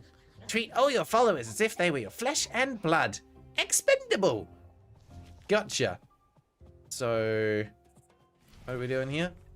Draw a circle with blood around the godless you want to convert. Uh-huh. Well, then activate the blood shape to convert them. Do we do that? And then we hold Y. Okay, so once we've done that, we can't get the blood back. So we do have to be careful with it in that way. I see. Alright, so we do a little bit of this. We do a little bit of that. And then we soak that back up. Heck yeah. Alright, alright. And we get you guys as well. I wonder how big you can make these circles. Absorb it from the bloody rock. Can I go in the house? No. Oh god. You can pick them up. Okay. Interact. Press the command button once to send out a single follower. Interact with objects and enemies on contact. Go get them. Okay. Recall followers to force them to follow you again. Ah, that's what the left trigger also does. Gotcha. So left trigger interacts with them and left bumper interacts with blood. Huh. I can do little attacks as well, but it drains my health. Ah, and then I can, if I hold down right trigger, I can move all of them at once, or I can choose to move just one. That's interesting. And it does actually auto-target some things as well. Yeah, you get him, buddy. Punch that crate. Punch that house. Okay, yeah, you'll get him. Charge. And there's more guys in there. Well, you know what that means. It's time to bleed. And convert. Oh, you were outside of it? You suck. Come here. You're mine now. Thank you. And then there's you over here. Ah, perfect. All of the followers. And I think I can always just go back and soak up more blood. Wrong button. That one. Excellent. And that's how you stay healthy. Just need to get blood from the blood rocks. Do you die if you run out of blood? Probably, or it just won't let you use your skills anymore. But I'm guessing that we can get attacked. So I'm guessing that is actually health. Each monument grants you and your followers new powers. Okay. Precious transparent crystal is called a catalyst. Carry it with your followers until you can activate it later. Oh, this thing. Gotcha. See that horror's lava encased in the chrysalis? We call those catalysts. Consider them gifts from the unseen depths. They're invaluable for your cult. You can use them to summon monuments that act as a bridge between worlds. I think that was a typo there. Each of those will strengthen your god's influence in the mortal realm. Yes, you power-hungry sicko. Your fan club also gets more badass in the process. Alright, so pick it up. Thank you. Let's go. Okay. The controls reminder can be accessed from the menu. Cool. Go this way. Right. Socket a catalyst crystal to spawn an eldritch monument. Go get it. Become stronger and learn new spells. New spell acquired. Execution Edict. Interesting. Open the book to assign your new spell to shape to a blood shape of your choice. So there's a drawing mechanic. Okay. I need this page. Execution Edict, a ritual to summon a manifestation of your god's might to flatten your foes like bugs. Charge the incantation if you prefer pancakes over skewers. Pretty badass, but lacks creativity if you ask me. So, how do I... Oh, I assign it to a shape. So I can make that triangle. Okay. So I can go like that-ish. Mate? No. I don't think I drew it particularly well. Can I soak that up? Thank you. Wrong button. Okay, let's try that again. Triangle. Okay. Activate. It gave me little orb things, which I'm guessing I can throw now? In a special book containing all sorts of knowledge. You're darn right I do. It's called Eldritch Horrors. Use it to bind new spells to the shape of your choice. Already done it. I'm a step ahead. Okay, all cultist spells come from drawing ritual shapes. Yep. Draw the shape which is assigned to your new spell and activate it. I did. Shapes cannot be drawn rotated. I think that's good to know, I guess. Right, cast your spell to destroy your enemies from afar, which I'm guessing is going to be the right bumper ability. Each spell cast will consume a spell charge revolving around you. Okay. Take note of the ritual charge UI at the bottom right of your screen. Barely even got to see the animation there, but we did it. It appears that the last church sealed this path with some kind of barrier. Well, it's gone now. That statue, it looks like the power source. You must destroy it. Your new ritual spell's the only thing that can reach it. Unleash its power! I've done it. Thank you. Alright. Followers can take many hits before being knocked down. They're durable. Knockdown followers will eventually raise back up, so they don't actually die. They can also be killed before that happens. Okay. So, go get him. Get over there and beat up that guy. Alright, can I then summon you back as a guy? No. Once they're dead, they're dead. Good to know. Hi, buddy. Go get him. Guys are crazed. You can't trust them. Where are you going? It's like, alright, we're gonna beat up everything. Yeah. Hydra, see you would die for the little freaks. Sonrix, hey, how you doing, mate? This game, played the demo for this one when it released. Haven't played the full game yet, though. It's still in early access, so can't play the full game if you wanted to. And so you just know that line about rotation is included because the tester tried it. They definitely did. Okay, you can control all your followers at once as a big swarm. Yes, I did figure that out. Hold down the command, direct them all with the cursor. Yep. Useful to send quite a lot of followers quickly in battle. Indeed. Ooh. Mortal. Here at last. You obeyed, you learned, now serve. In your world, my influence. Imperfect. Remedy it. Bring me offerings, relics of power. Through your devotion. Then become my herald. Alright. I'm down for that. Bring me offerings? Are these guys offerings? Do I need more? Evidently, or do I have to be here? Not sure what it wants me to do. Moon 15, Cult 15. I just use the ability? No. I am missing something. Oh, oh. Hello. You guys can die. Get him. Yeah. Oh, you know what? These things might have something to do with it, I reckon. Needs more.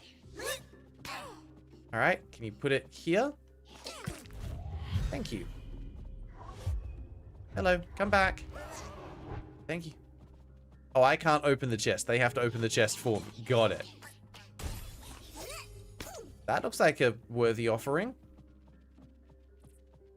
You want this? Yes.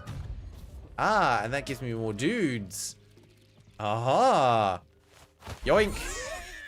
Welcome to the cult, my followers. Okay, so I need to find 4 of those things. I see it now. I am smart. Look! More offerings! Come here. Thank you. We can absorb that. Heal back up. Why would I want to attack these? Some enemies can become shielded to protect themselves from attacks. Okay, when they are, they'll have a small shield over their head. I see it. Thrown followers and spells destroy shields. Breaking them all deals heavy damage. How do I throw? Do I have to pick you up? What happens if I then try to...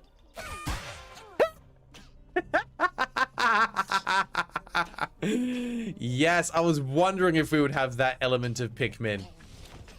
Get him! Oh, I can only throw that far. I said, get him! I missed. Sorry, my aim's a little bit off. Trying to throw with my left hand. Really shouldn't. That's cool. I love that. Robert Twilight, hello, welcome. We're being a cultist. Oh, good lord. Okay, there's some neat ideas here. I like it. Oh, they're dangerous. Quick, protect me. Get him. Good job. Oh. Dismiss your followers to make them all stop following you. Okay. Oh, they also drop carried objects on the ground. Okay, so there'll be times where we don't want them to come with us. But I've got more followers. Come on, guys. Welcome to the cult. There's free things here, I'm sure. Get my blood back. Okay. Grab a follower to carry it around with you. Yeah, we figured that out. We also figured out how to throw it. So we were meant to come this way first, and I kind of just didn't. It's a magical chest! Yeah. Alright, we have another offering for the god. Let's go. Whipping a cultist sounds fun. I mean, we're the cult leader. The rest of them are here. We've got our little cultists. There we go. Yes! Join the cult. Fantastic. Or in this case, join the crusade. Okay. More turn-based RPG should have battle screens in first person instead of enemies on the left party and members on the right. Wasn't it, didn't Dragon Warrior? Yeah. Didn't they do that the first time? Sure they did. Tribute Ritual is the second most important spell in your arsenal. We haven't used that yet. Trades the corpses of your enemies in exchange for great rewards. Bigger rewards are given for those who give bigger and better tributes. Open your book and look towards the cryptic ritual section for details. How do I open my book again? This one. Surrender the corpses of your enemies to your god in exchange for rewards that are invaluable to your cult. When your followers die in battle, you're encouraged to offer their remains, contributing into making bigger sacrifices that also give better rewards. That's what they would have wanted, probably. So can we do that with the corpses of these guys as well then? Okay. Let's just beat all of them up. Oh yeah, it's even showing us the thing on the ground. So we have to do a big circle. There we go. And then put a triangle in it. Almost out of blood though. Go! Alright, that will do it. Oh my god, it's a giant bloody chest. Get it. Okay, and that gets the statue. So sometimes you'll have to do that. Alright, and we can just recharge from this conveniently placed blood sack. Okay. What did you say? What better way to prove your devotion than gift wrapping slain enemies? Step 1. Smite the non-believers that oppose you, and therefore your god. Step 2. Draw the tribute symbol around their corpses. Step 3. Activate the tribute ritual to complete the offering and be rewarded. Use it at every opportunity you get. It makes battles worthwhile and pleases your god. Damn, could we do it here as well, just around these two? Do a smaller version of it. Do a little triangle like that. It doesn't know what I tried to make. Okay, let's try that again. Maybe a bit bigger. There's the circle. Pointy, pointy, cross. Go. What do we get? We still get a chest. Get it. Okay. And then we get another offering. So we do need to do that in order to progress. Alright, guys. Put down your statues. There you go. Got another one. There you go. And now we get more guys. Your usefulness, your ambition.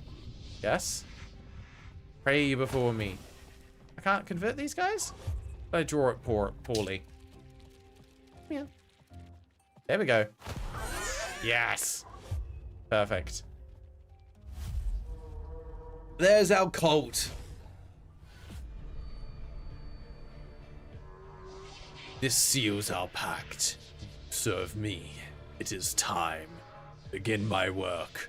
Rekindle my cult. Earn my gifts. Grow stronger. Share my embrace. Unify our worlds. And lastly, when your world weeps for my arrival, summon me. Okay. It's like a doorbell. I just go ding dong. And then you come along. Sounds good. All right, tutorial. Good tutorial. Play. Your cult progression will be saved when you quit the game through the in-game menu. If you have a run in progress, you can continue it from your save file. Okay, let's start a cult.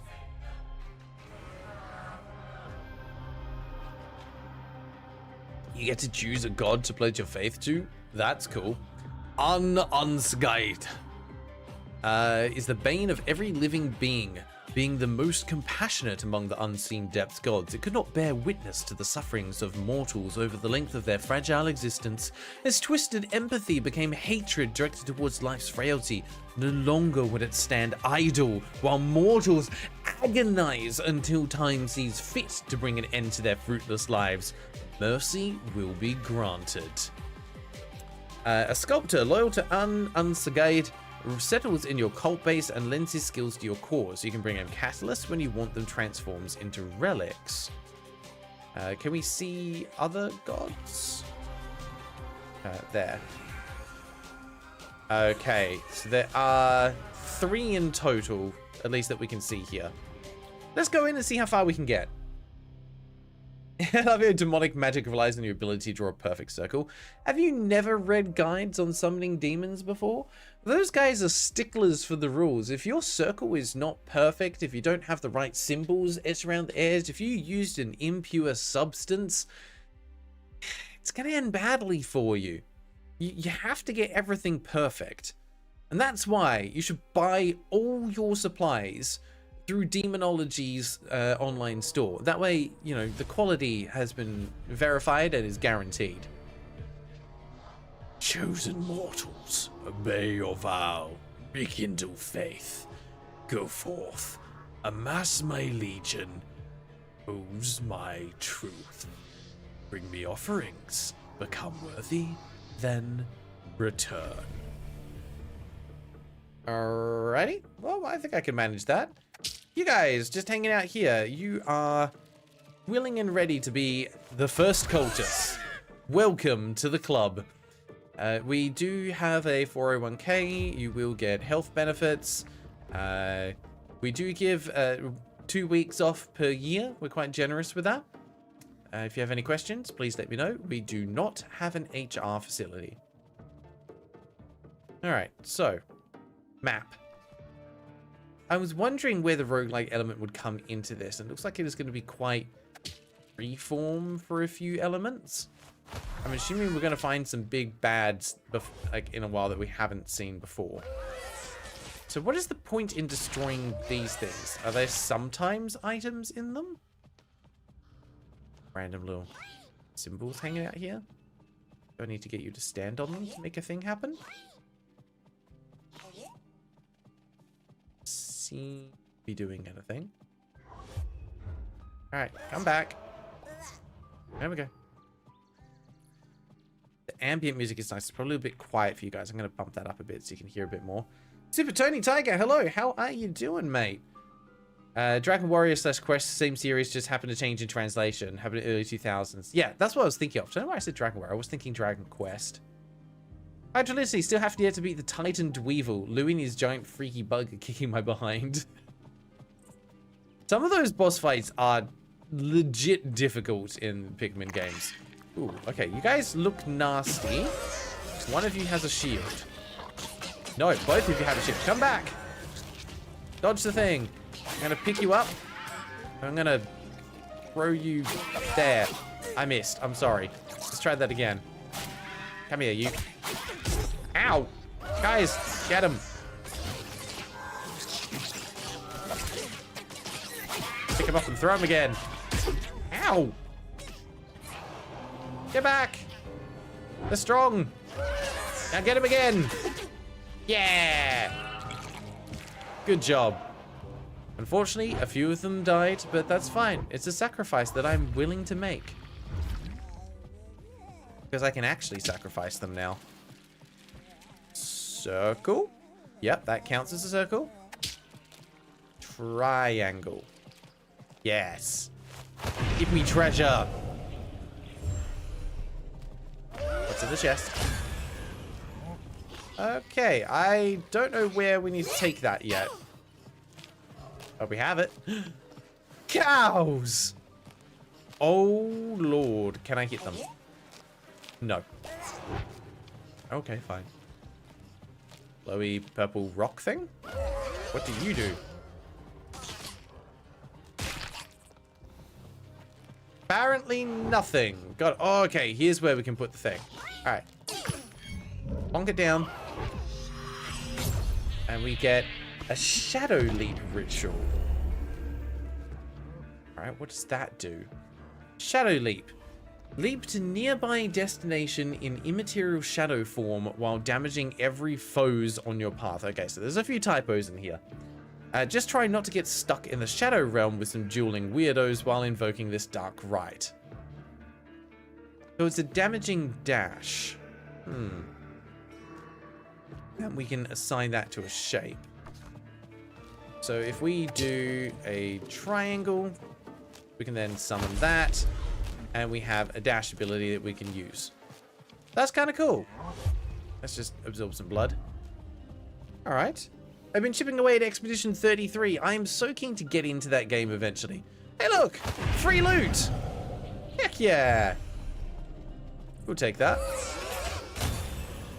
Yeah, this one is a weird Pikmin-esque kind of game. What we got here?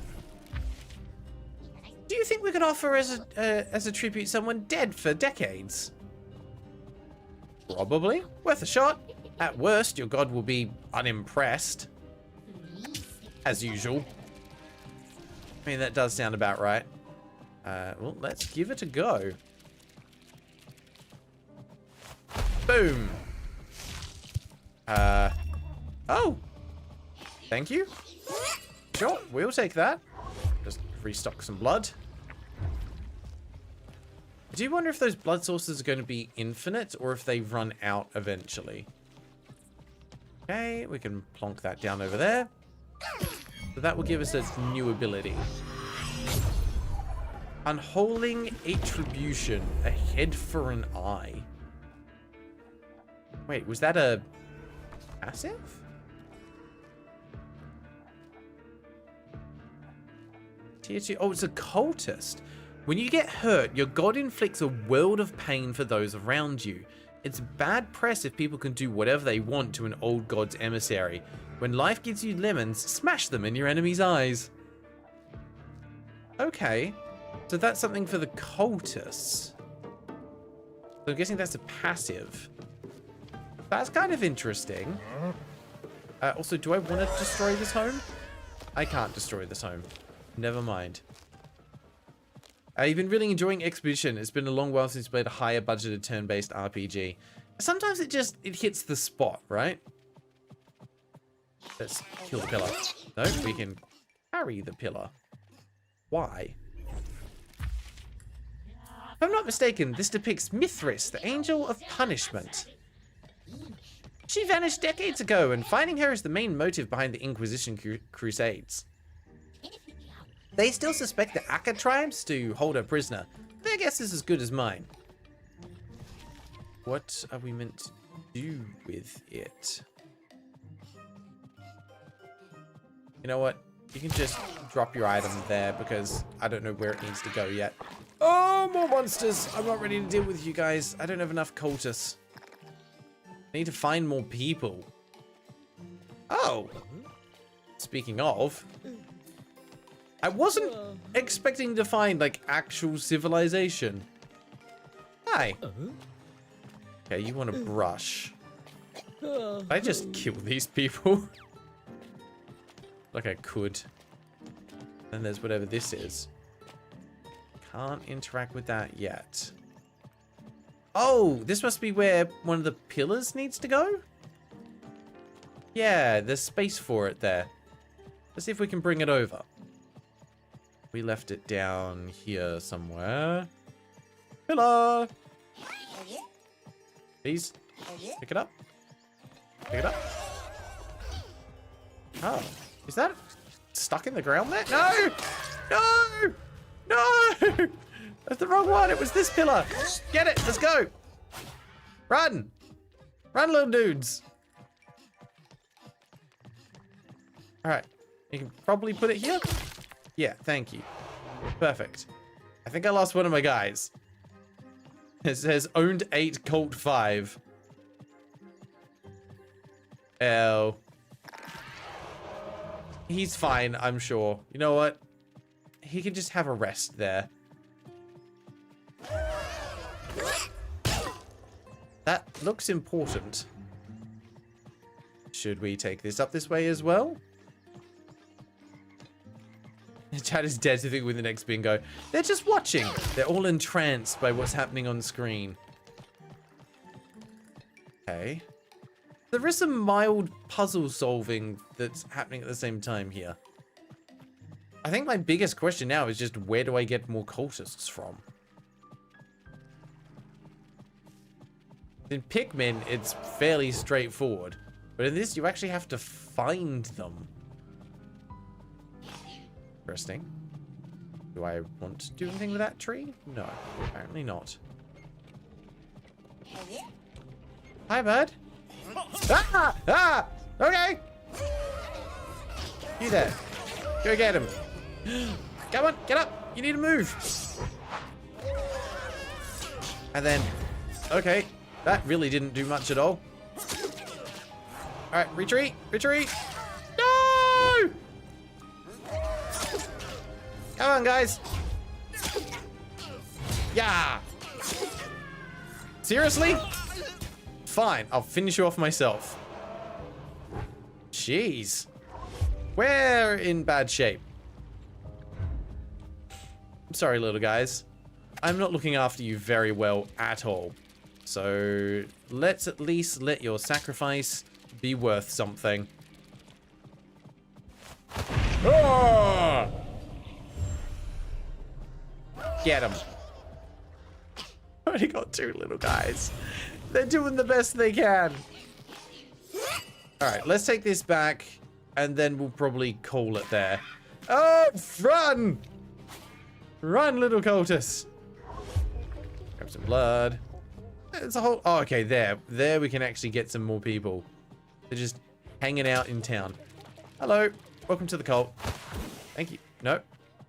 Why didn't that work? There we go. Yes. No, we're leaving you alone. You're evil. Oh, dear God. Ah! No, how freaking did... Okay, fine. Jerk. We need to bring him back this way. Anyway, we are out of time. Some really fun mechanics here. Interesting ideas. Let us start a poll. Cast your votes. Do you want to see more of this, or shall we move on to one more game for today? The game isn't out now. No, it's still in early access, I think. Oh, okay, and we're back here again. Where our poor cultists are outnumbered. But also looks like a symbol has started to appear on the ground here. I don't think that was there before. Right, while you're doing that, some final thoughts. I really like the concept of this game. The idea of being able to manage little cultist guys like this is fascinating. I don't know if turning it into a roguelike is the right approach to take.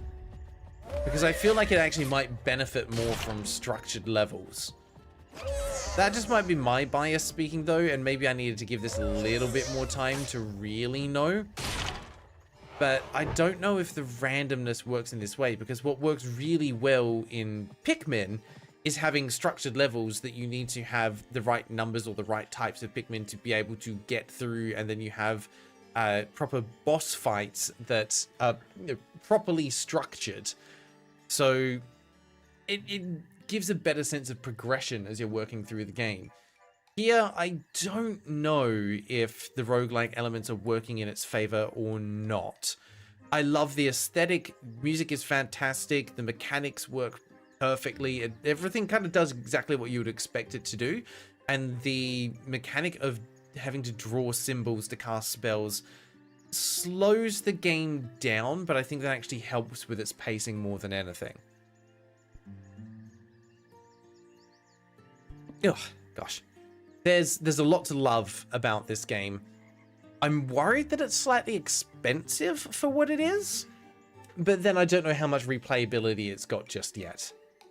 I think there's a lot of interesting ideas at play here, and I would probably need to spend a little bit more time on it to form a full opinion. But the first impressions are very strong. Okay, we have voted to spin the wheel. All right.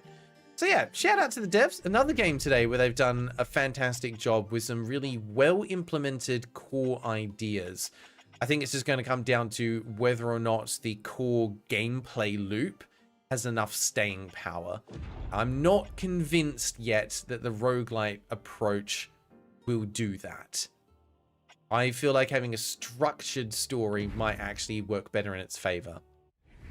But like I said, could be my personal preference speaking as well. All right, let's jump over for one more game for today, I think. Get our 7x7 back on there.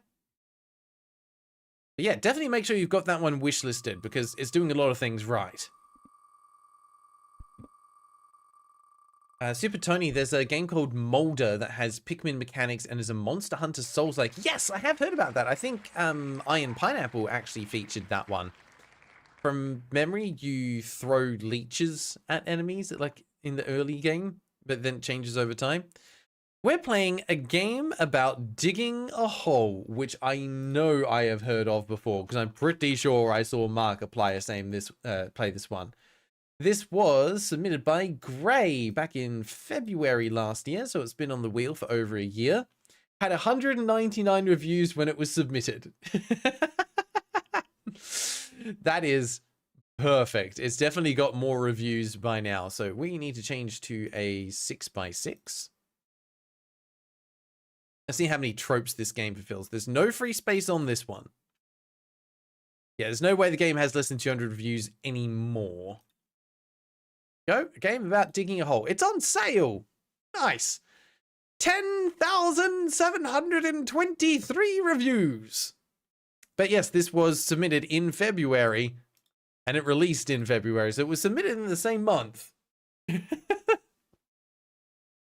Dang, I don't think we can beat this in 30 minutes, but my God, we're going to try. Yeah, no free space anyway. There was a hole, now it's gone. It was a whole lot of hole. All right, matey 8. Let's do this. Last one for the day. We don't get less than 200 reviews, not even close. This is a minimalist game about digging a hole in the garden of a newly purchased house. Collect resources, sell them, upgrade your equipment, and discover a mysterious secret. Costs you only 1 coffee. Developed by Double B, published by Rocker Play Select and Drill Hounds. So it's not the same development publisher, but it is the only game that they've made. They've also released DLC for it. So we've got DLC, which is the story behind it, which is kind of cool.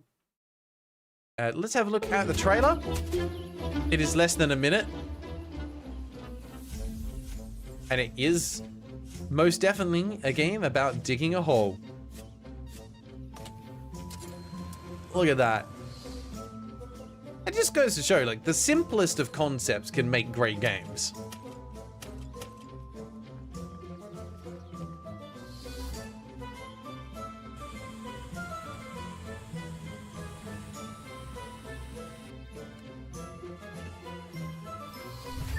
It's Motherload, but in first person.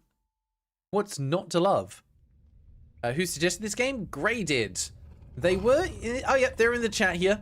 So we have game suggestor in chat. And there's something down below. I don't think it has stamina. You have energy, like rechargeable batteries. So not technically not stamina. But there is definitely currency, and there is definitely a jump button. We've got currency here. We do have health. And we do have an inventory.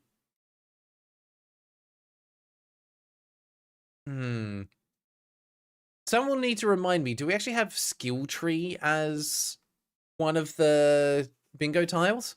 I don't remember off the top of my head. But if we have like upgrades or skill tree, then this is upgrades. It's there. Okay, let's see. Game is not more than $10. It says it's similar to Grounded. I disagree. Reviews were very positive, so we can get that one. It has actually been recommended by a friend, and one friend recommended against it. Kartoffeljäger3 is not a fan of this game. Oh, dang. No demo, Fuke, unfortunately. Has been wishlisted by friends and purchased by friends. Has controller support. It supports additional languages. It does not support Swedish.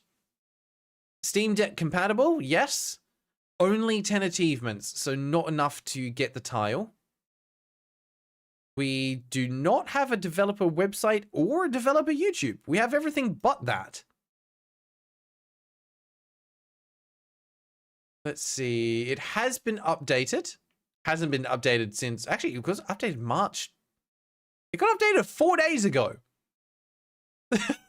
What? That's surprising. Okay. Sky, no, the Grounded comparison is kinda there. I disagree, because while they both feature backyards, Game About Digging a Hole does not have you shrunk down to minuscule proportions. It's not about base building, and it doesn't have first-person combat.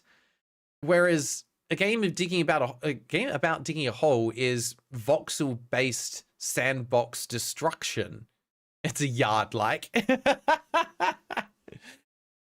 No, I know about this game because I've seen a full playthrough of it. So unfortunately, I'm not going in blind to this one.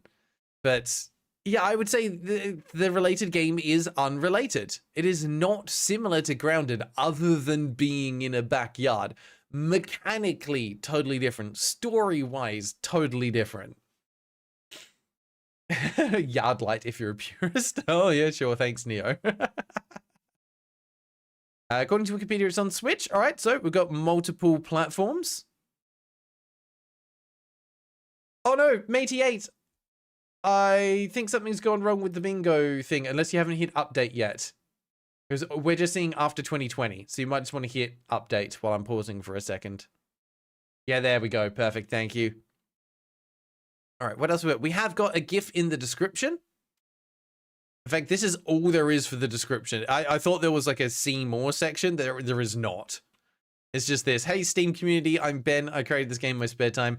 Dig deep, sell what you find, update your equipment to continue your journey further and further. With every spadeful you dig, you get closer to the truth. There's no rush, no rules, just you and the adventure underground. So I don't think we have the word unique here. We do not. Unfortunate. Okay, I think that's all we're going to get. We checked the updates. We got the very positive. I think that's all we're going to get there. Game is on sale, though. Controller compatibility is a yes. All right, so let's get that purchased. You guys are going over to the holding screen. Have a crack at the Wordle. I'll check what the file size is. Let's have a look. It is 2 gigabytes. Okay, so more than 1 gig. File size is more than 1 gig. Enjoy some buffering while this downloads. Should be quick, though. Also, I love being able to jump back to my library and immediately see that 3 people have wishlisted worship. That's great. That's exactly why I love doing this. Let's see. Does it have trading cards? It does not have trading cards. In fact, none of the games we have played today have had trading cards. Oh, destructible environment for sure, Sky. Yes, please, go ahead and mark that off. Destructible environment. Solo, to me, it says it has full compatibility with my Xbox controller. That's fine. That's still controller compatibility. Sky, yes, I also agree with that. We can mark off random generation because the ore is randomly generated. Hydrolysis, Papa, the bingo tiles. Papa, the children are starving. There's a YouTube channel called WoB Official. They were the publisher, not the developer. And we're looking specifically for a developer YouTube page. So, sorry, Alistair, that one does not count. Alright, game is installed and ready to go. So as soon as you're done with the Wordle, we'll be able to jump into it. Earth is a very appropriate first one. Actually, while we're waiting, a good kitty deserves a treat. Oh, WoB is the dev? Oh, sorry, my bad. In that case, then, yes. I'm trusting you, Solo. You wouldn't lie to me. You wouldn't lie to me, would you? Publishers, oh yeah, Rogue Play and Jewelhound. Sorry, yes, I got that confused. Thank you for correcting me. Yes, please go ahead and mark off developer website. Developer YouTube page.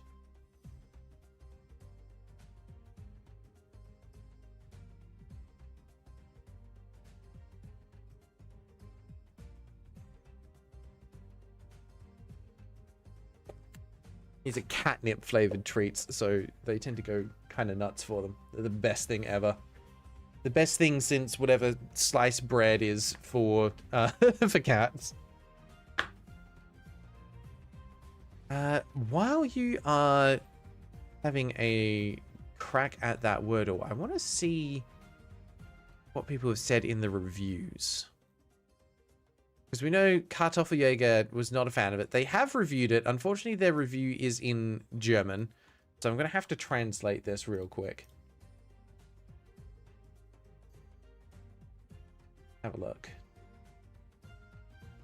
They said, you can have fun for an hour or so, but once you reach the end, I had absolutely no reason to continue playing. To get achievements, you have to complete the game and start again. I wish there were more upgrades and the map went a bit deeper, even if it was just with reused assets. Basically, I was disappointed when I reached the end. You know what? I get that. I don't know if it calls for a negative review personally, but I think it's just a case of it being a short game. Like, people just enjoyed it and wanted more. Fiok has redeemed free space. Everyone can mark off redeem something. And Fiok is going to call... Oh, are they helping out Alistair? I think they might be. Fiok, are you redeeming for rebindable controls as Alistair requested? Wordle's going well. You guys are getting close. A in the middle. S has to be in the 4th position. T has to be in either the 1st or 5th. Okay, Fiok has called rebindable controls. And I believe they're calling bingo as well. Or Alistair technically is calling bingo. We will jump over and have a look as soon as you finish the Wordle. Because if I change screen, the Wordle resets and that just sucks. There you go, it was blast. Nice, you got it. Alright, Alistair is redeeming for bingo. Let's have a look. View cards. This will be some extra points for Alistair. AK, I think you must have opened an addition one because yours is blank. Hydrolyciny was close. Actually, Hydrolyciny should have called it. The game has been... Oh, we didn't see a cutscene. We didn't see cutscene. I think that's still from the previous one. Where are you? Alistair, there. Wait a minute. This doesn't look right. Doesn't look right at all. Ah, here. Alistair's got 3. All right. I think it's because I forgot to refresh them in between. That's okay. Here we go. We have a developer/YouTube channel. Rebindable controls. Release date after 2020. Redeemed something. Destructible environment. And game is on more than one platform. That's a bingo. And that is 2 points for you. Alistair jumping from 2 points to 4 and rocketing straight up to the top of the leaderboard. Nicely done. Cool. 4 points there. Remove you from that bit and pop you up there. Perfect. Back on top. Yeah, apologies. I did forget to hit refresh, but still worked. We got there. I was surprised no one corrected me on that. Alrighty, let us jump over and get into the game itself. And pause the music. Oh, it's so much more convenient being able to do that rather than have to like flick back to a website and hit pause there. There we go. We've got developer logo. We got engine logo. Oh, Hydrolycine, you tried. I'm so sorry that I missed it. That's on me. I am unfortunately forgetful. The number of times that I forget to record these streams is way too high. Considering it's something I do every week, I do forget. Oh yes, and Fiuk was supposed to get one of the points. No, you're right. You are absolutely right. Forgive me. Alistair, -1 point. Fiuk, +1 point. I am such a terrible host for these games. Alistair goes back. Fiuk goes up. Oop. Which means Fiuk back to the top. There we go. And technically, Matey8 and Log should still be ahead. Because they got to 3 points first. So that goes there, that goes there. We delete that, and boom, we're done. Cool. All right. Hydrolyciny, you even read me role-playing as a starving Victoria child about the tiles. Oh, I didn't get that's what you were referencing. I apologize. I thought you would just be like, oh, I haven't had many things that have appeared on my board. I didn't realize I hadn't actually hit restart. All right, 30 minutes on the clock. Let's go. Settings. Got language. We've got a master volume. That is an odd way to do a volume thing, and my mouse has just disappeared. I think I broke it. Man, we found a bug within a minute of starting the game. I don't know where my cursor is. It's gone. Is it because it's defaulted to controller? No, even the controller says no. We broke the game. We just started it and we've broken the game already. Well, that has to be Alt F4 now because I can't do anything. For a game with 10,000 reviews, at least make your settings menu work. Jeez. Okay, is it going to happen a second time? I changed the volume? Was it because I went negative? No? That's fine now. That is just a weird bug. I like the motion blur is off by default. That's... Thank you. I appreciate that. Alright, new game. What you got for me, game? Ah, yes. I, too, walk without bobbing my head at all.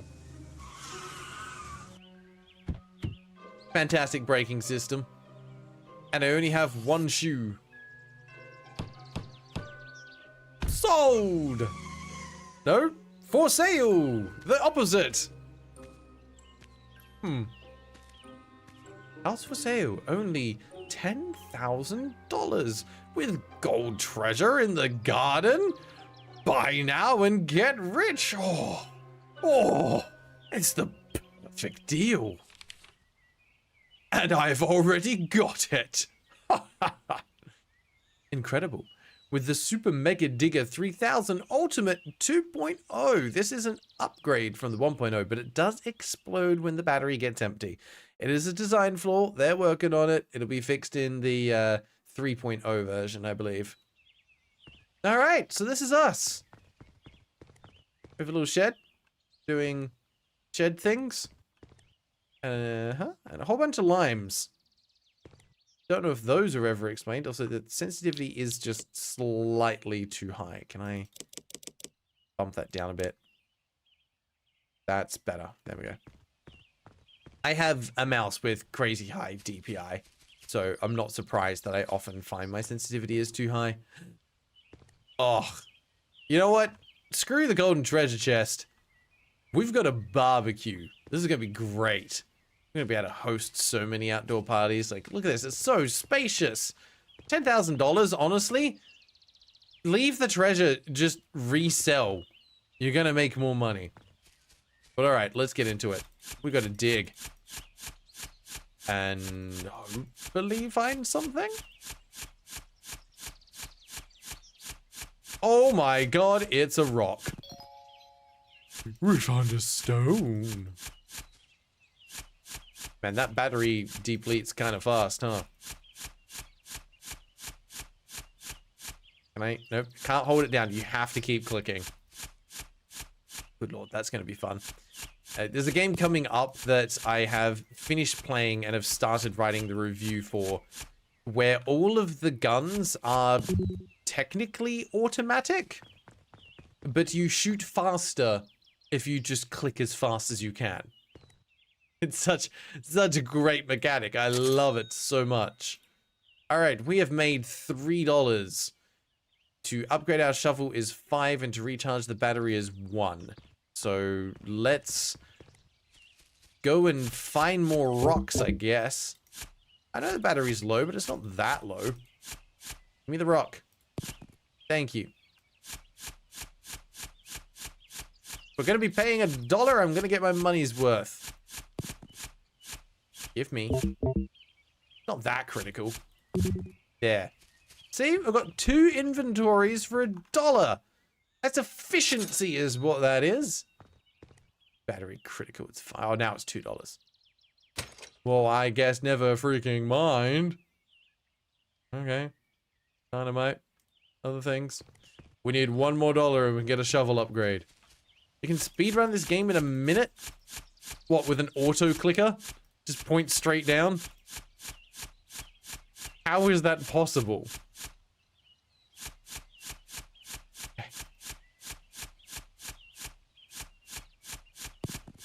Well, I'm glad at least we're finding these rocks now, because this would have been an absolute pain if I were trying to plant some trees in this backyard. You know, sometimes you could do a little bit of landscaping, and rocks can be the absolute worst when it comes to that. We found some coal. Perfect for our little outdoor barbecue area, I guess. And some iron. Our inventory is full. That is going to need to be upgraded. $8! Jeez. Getting rich now. Let's go for the shovel first. Bigger radius. We can mine things faster. And then we'll get the... Oh, actually, can we afford the... We need to charge up. Okay, and then we'll do the inventory next. It's gonna be good. As long as you don't hit the gas main, I agree. Oh, yeah. Oh, yeah, that's so much better. Now we're making progress. God damn it, inventory's full again. Alright, so $5, thank you.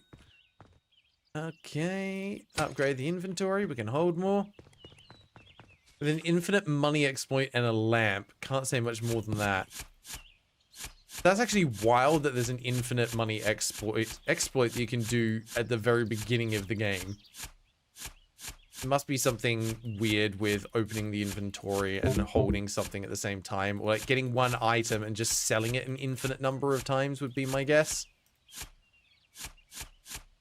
Get the rock. Get that? I can. Perfect. Go. Okay. $4. That's enough to fix that up and upgrade the battery. We're now broke. We have to get something to be able to fill our battery up again. Otherwise, we're kind of screwed. There we go. Just basic rock. Love it. All right. Let's go. We've got a long way down to go. We want to find anything that's actually worth anything. More iron. So I think that's the wrong color for iron. That is one thing that annoys me. It's such a pedantic thing. Copper. Copper ore in games.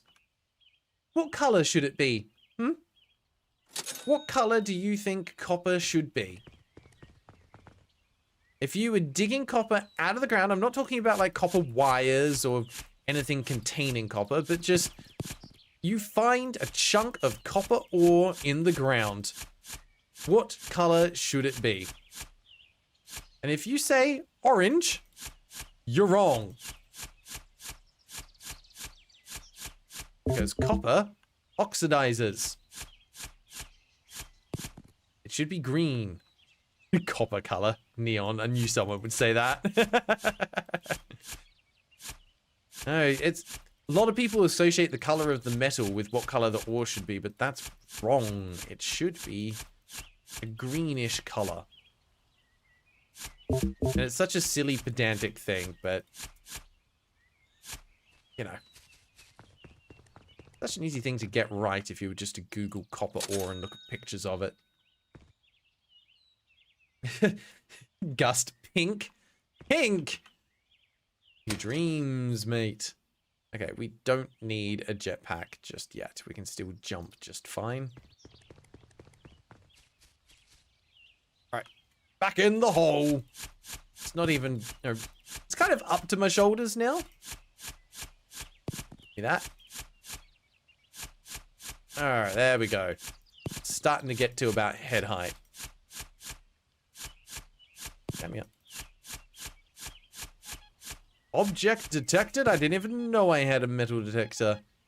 It is this way. Well, don't mind if I do. It's so far away. Okay, inventory's full again.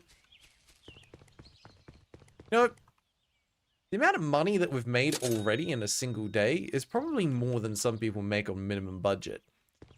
I wonder if anyone played this game and then went, you know what? I should just go dig in my backyard. Who knows what we'll find? Maybe I'll actually make some money. Okay, yeah, we need to go this way. All right. What's that? That just a banknote?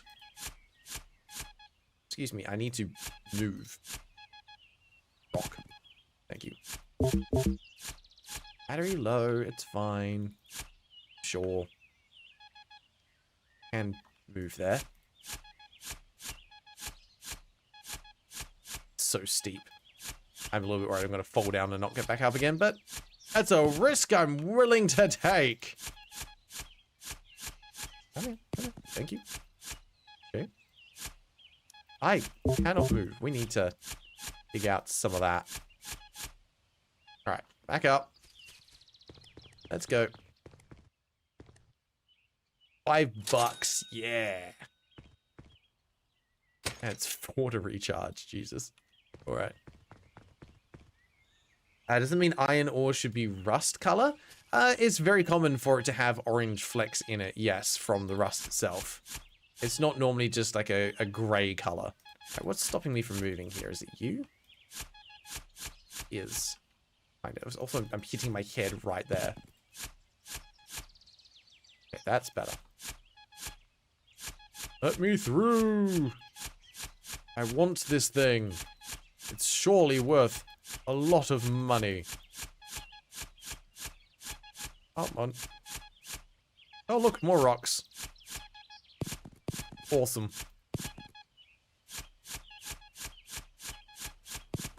Okay, there we go. Some coal. Actually worth a little bit more. How would it oxidize if it's not exposed to air? It's of course it's exposed to air. It doesn't take much air to cause it to oxidize. Little pockets of air everywhere down there in the soil. Is it worth an upgrade? I've got 30. Yeah, let's make the shovel bigger. There we go. Some games are extra fancy by adding ores as mineral compounds. Yes, there's a lot of mods you can get from Minecraft that do that. And you know what? I appreciate that. It's an extra added layer of realism for people that want it. For people that don't want it, you just keep it simple. God, battery's low already. I feel like I'm still getting stuck on the roof there. There we go. Yep. Well, it's going to happen. I was going to destroy one eventually by getting overly excited about digging things up out of the ground. Alright. Fix that up. We're good.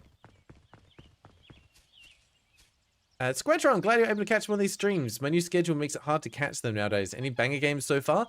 Honestly, everything we've played in this stream has been a banger. It's been surprisingly good quality stuff this stream.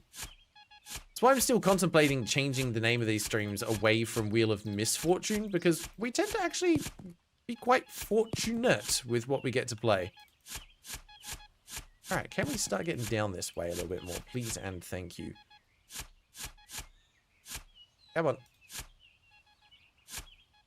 Still smacking my head on things. It's not letting me take a step forward. There we go. I want to get down over here.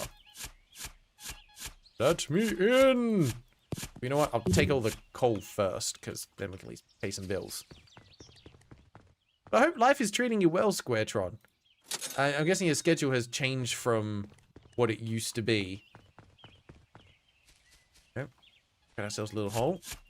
If I were a dwarf, I would hit my head less. We all know that dwarves are the ones who should be digging holes. Is that racist? I feel like that might be slightly racist. Okay. Nice. Down to $13. Look at us go. We've got 40. We can fix up the battery, increase the inventory. We're looking good. Does this online? What do you mean by does this online, Tony? Like, does it have multiplayer? No. Although I have seen a similar game to this that has online multiplayer. And I think that would be quite fun. Lots of people digging a hole all at once? Heck yes. Is that probably going to get out of sync in absolutely terrible ways? Also, yes. Come on. I know that beeping is right there. I'm trying to get closer to it. Anytime I stop hitting my head would be fantastic. Okay. It's right there.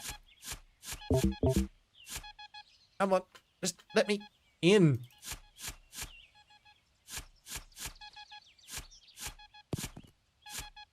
I'm gonna get there and my inventory will be full. It'll be like, no.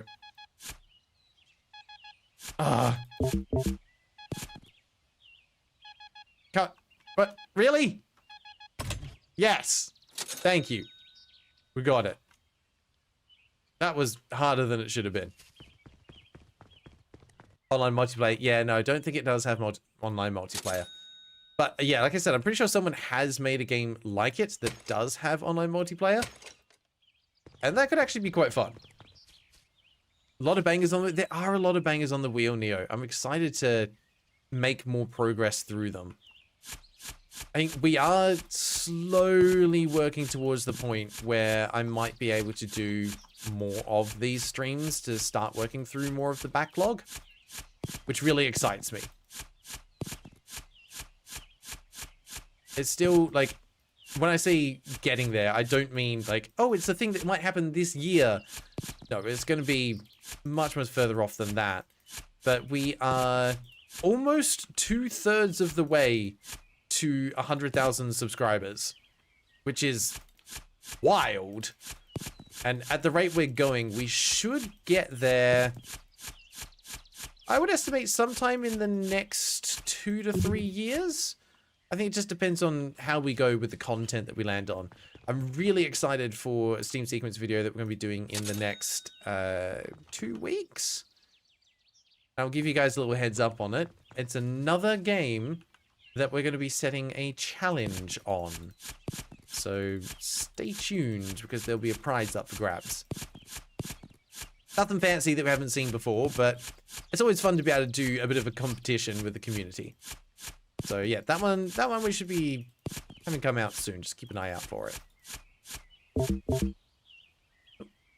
And I enjoy things like that because they drive more engagement with the community. And it gets more people on board. Nothing like a little bit of competitive spirit to fire people up. Plus, everyone wants to be able to win something. Squetron, that is if it doesn't get 200 reviews instantly. Oh, bang it to put on the wheel this month. Just have to wait till the 13th when it comes out. Hey, that's not far away. Anything you can reveal about what the game is or what it's about? Okay, battery critical. Fine. We're at least making much better progress with this upgraded shovel. Alright, another 26. We're up to 90. We need 100 for the next shovel upgrade. Tony did play a digging hole game on Next Fest. Ooh.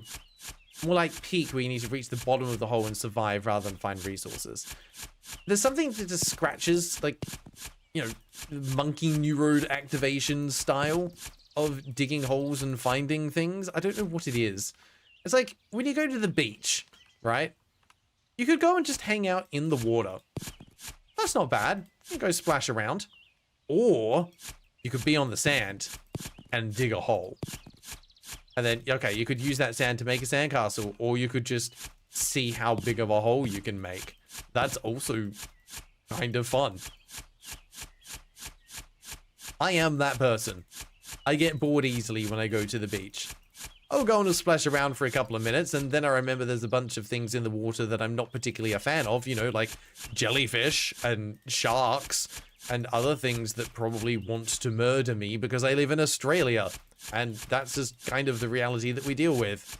So, yeah, funnily enough, not a huge fan of going to the beach. Okay, I think we've actually hit a wall here, which is kind of what I was hoping for. Because now we can turn and we can start following that. Maybe. Yeah, we're not finishing this game in a single play session. But we are getting low enough to start finding a lot more iron.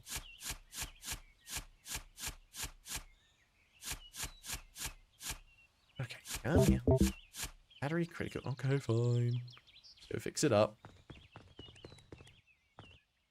Universal childhood experience. Yeah, dig a hole that is big enough for you to just be able to sit in it. And then it's nice and cool, out of the sun. Much more pleasant. All right. Bigger shovel. It's square now.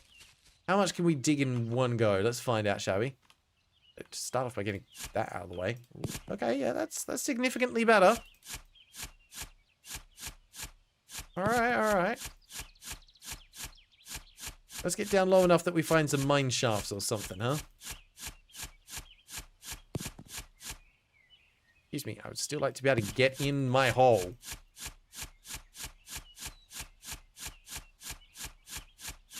Oh my god, all the rocks. I just want iron ore, stop giving me coal. More coal. Fine.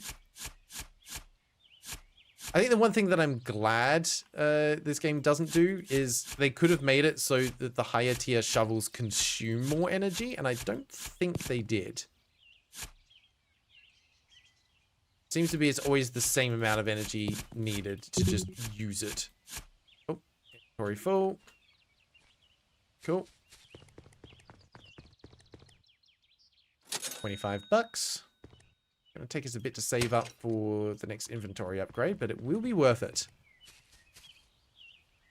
Great, if it's a sand beach, most beaches I have access to are rocky.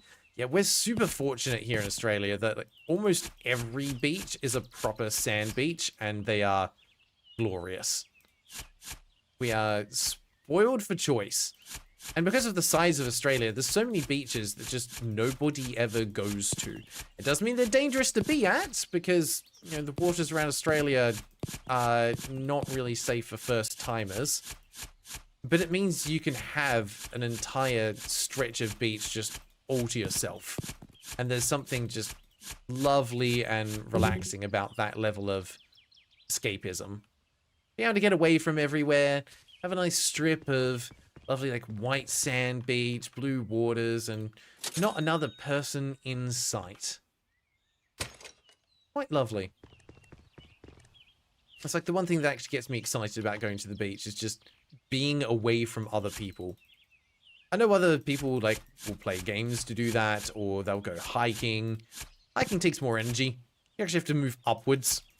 At least at the beach, it's usually pretty flat. Never going to complain about that. Easy to get around. Harold Holt wasn't a first time, and look at where that got him. But well, he's famous now. You could say, look where it got him. He got a swimming pool named after him. If you want to go down in history, it's worse things you could do. Much worse things you could do. Also, I love the number of times that Harold Holt has, like, come up in these streams. To me, that's quite hilarious. There we go. Back up. 36. That's not enough yet to be able to get an upgrade. Freshwater beaches are what you have access to. Like, on the sides of lakes and rivers and things, Gray. So I've seen there was I think it was Lake Superior in Canada. I got to go there and check it out. That was pretty cool. And in New Zealand, there's a town called Taupo, spelled T-A-U-P-O, so Taupo, but it's pronounced Taupo, because Kiwis like to pronounce things differently for reasons. That place is stunning. Not only does it have natural hot springs, but it also has a lake, Lake Taupo, that is large enough that you can't see the other side when you're standing at it. So it looks like the ocean. It's big enough it has tides. Lake Erie, but man-made lakes closer. Yeah. Even Canadian knows of Harold Holt. He's famous. So good to know. That's all I need to do. So if I go missing one day, just assume that I have, you know, walked to the beach and I didn't come back. That's the most logical thing that has probably happened. Let me through. I know I can get through here. I've been through there before. Let's face it, I don't exactly live an adventurous life, so if something were to happen and I had an untimely death, it's probably because I did something stupid or got very unlucky in nature. It's the most logical thing that would possibly happen. Like, oh, the person that doesn't go outdoors very often had an unfortunate demise outdoors. What are the odds? Ooh, there we go. We found some copper. Okay. We did get deep enough to find a new resource. Go us. Digging a hole. Jiggy, jiggy hole.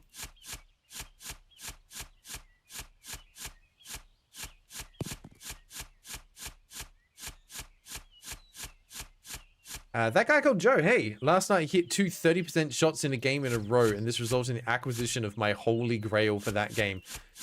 Okay, first of all, what kind of game? Because there's a big difference between 30% shots with a gun and 30% shots in, I don't know, golf or archery or dating. What was your holy grail? What was your reward? What'd you get? Battery low already. Jeez. Doesn't take long. Okay. Yep, we're looking pretty good. Probably make that slightly steeper. We have 3 minutes left. I don't think we're going to get to the bottom in 3 minutes, but I have tried. I have tried my best. Alright, we're out of energy. Let me up. Please. There we go. Yep. Ugh. It's not particularly smooth. What happens if you dig straight down when you get stuck? Yes, you would. Because I don't have a jetpack, I would not be able to get back up again. Alright. Can increase the inventory size. Yep. You know what? Let's just make that a little bit bigger there. Need down. Ooh, thank you. Iron ore. Copper is obviously worth a lot more. Just a lot harder to find. Ooh, nope, there's some copper. Some iron. Some coal. We're striking it rich, baby! Oh, what? Oh, no. Uh-oh. I think we have found a cave. Well, there goes my plan for a staircase going around the edge. Eh. Good while it lasted, I guess. Is this connected? Yeah, that's fine. Can make that work. Just clear that out a little bit. More iron while we're at it. Okay. Oh, we could have fallen through there if I dug down just a little bit deeper. Like, that is... must be so thin right there. Alright, I'll just nab that little piece of iron. Ooh. Okay. That's a big drop. Can I go this way? Carve a little path out here. Very low. I know. Fine. More copper. Nice.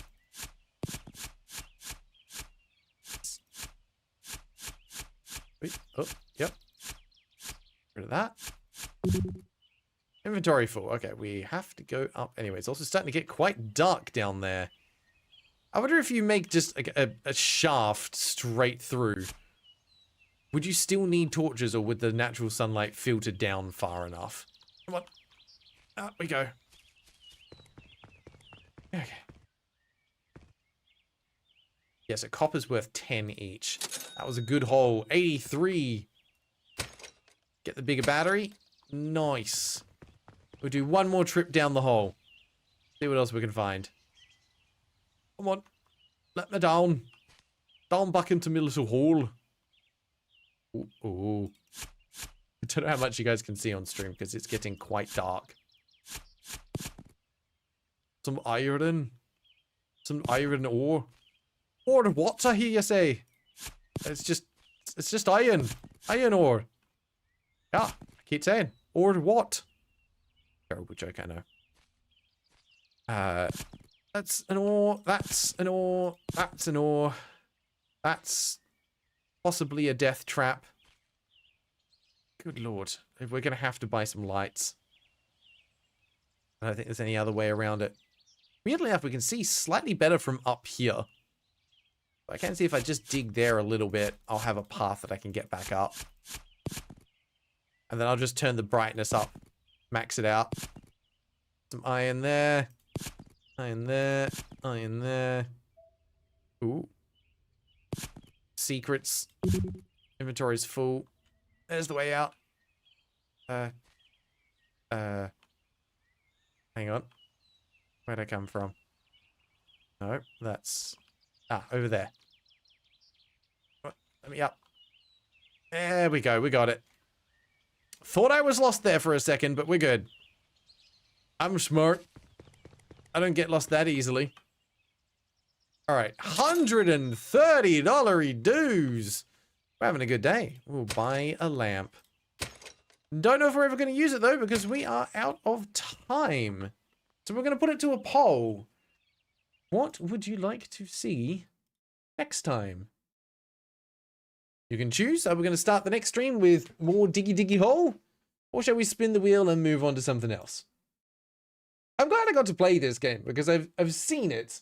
It's always different to play it yourself, you know? I don't think there's much I can say about the game that hasn't already been said, though. It is fairly simple. It is also fairly short. It's the kind of game that you could easily play in an afternoon. It does exactly what it says it's going to do, and it does it well. You dig a hole. You find resources. You buy things to make it so you can dig more and dig faster. It's pretty much exactly what you would expect. It also seems to be that it doesn't really overstay its welcome. You get through it in about the duration that you expect you would. It sounds like there is demand for more stuff like this. It sounds like people would appreciate having a new game plus or a deeper thing to be able to do or new resources to find. It's honestly, you know, there's not that many games out there that have a brief and nail the brief. This delivers on exactly what you expect going into it, and I respect it for that. Unfortunately, though, it doesn't mean it's going to be for everyone. There's going to be so many people that look at it and go, why would I want to play a game that is just about digging a hole and nothing else? And that's fine. You just need to know what you like. We have decided we're going to be spinning the wheel. Okay. That means we are going to be ending it here for today's stream. Thank you, Gray, for the suggestion. I'm sorry we didn't get to go further in. Actually, you know what? Here's what we're going to do. We're going to save... Where do I save? Ah, here. Save game. Yes. We are going to buy some things, and we're going to dig down as far as we can. And then we're going to end it. We'll get a few extra lamps. We've got many as we can. We're just going to go down and see what we can find. You know what? I've got enough time that we can do that before ending the stream. So we're here. Let's put a lamp there. Ooh, nice little soft glow. Let's just dig down. I don't think it's actually that much faster. It is, but not as fast as I would like. Oh, here we go. But if I can fall down through holes, that'll definitely get us down faster. You know what? I'm going to have no way out, but I'm just curious to see, like, after 30 minutes, how much progress can be made. Ooh, ooh. What's that? Silver. Well, let's put a little lamp there. Okay, that gives us a hole to jump into. You love to see it. And then we'll just dig right next to it. Ooh, more silver. Not that it matters. Can't do anything with it. Shouldn't waste my battery getting it. Ah, and we actually started getting some ambient noise in as well. Some like little bat noises and eerie drips and oohs. Come on. Down we go. Let's ignore the first rule of Minecraft. Unless you're speedrunning, in which case this is the first rule of Minecraft. I was hoping we'd find another cave system. But I seem to have been thwarted by the level of randomness in the game.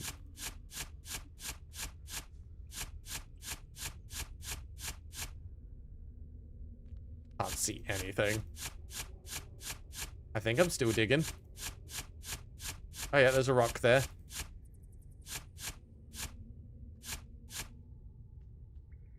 Let's put a lamp just there. Okay, there we go. Okay. Down we go. Oh, oh, can't dig through that. Gotcha. It is undiggable. Battery's low. Well, boo. We might as well keep going because Lord knows we can't get back out again. There's also like no ore down here. I'm also pretty sure I can't get all the way to the bottom without any dynamite either. Because there's certain rocks that you have to blast your way through. Come on. Oh, yes! This is what I was hoping to find. But also kind of not. Because I'm going to take full damage.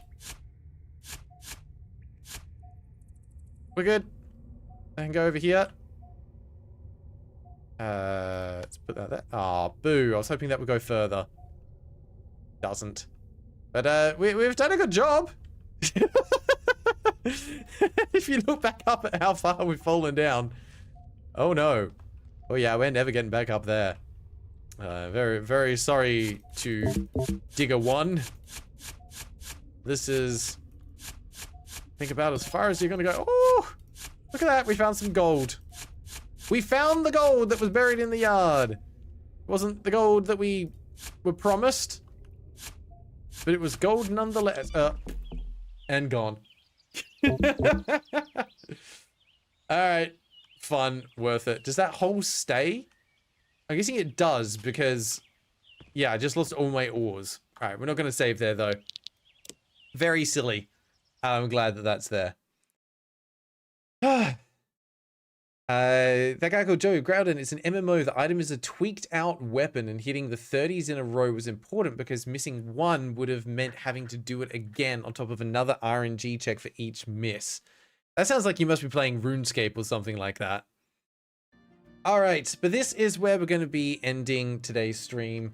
Panda is happy and content. I gave her another tree earlier. But yes, wanted to say thank you everyone for tuning in today. We're going to be resuming in Stars and Time tomorrow. And then just a reminder, there will be no streams next week. At least, not that I currently have planned. Because we'll be attending the Game Expo here in Melbourne. So getting hands-on with a whole bunch of indie games. So if I see you tomorrow, fantastic. We'll be continuing on with our story. If not, I will see you probably on Monday in the comment section of the latest video, or in 2 or 3 weeks time for some new content when it comes out. So appreciate everyone being here. Hope you all have a fantastic rest of the day, and I will see you again very soon. Until then, take care.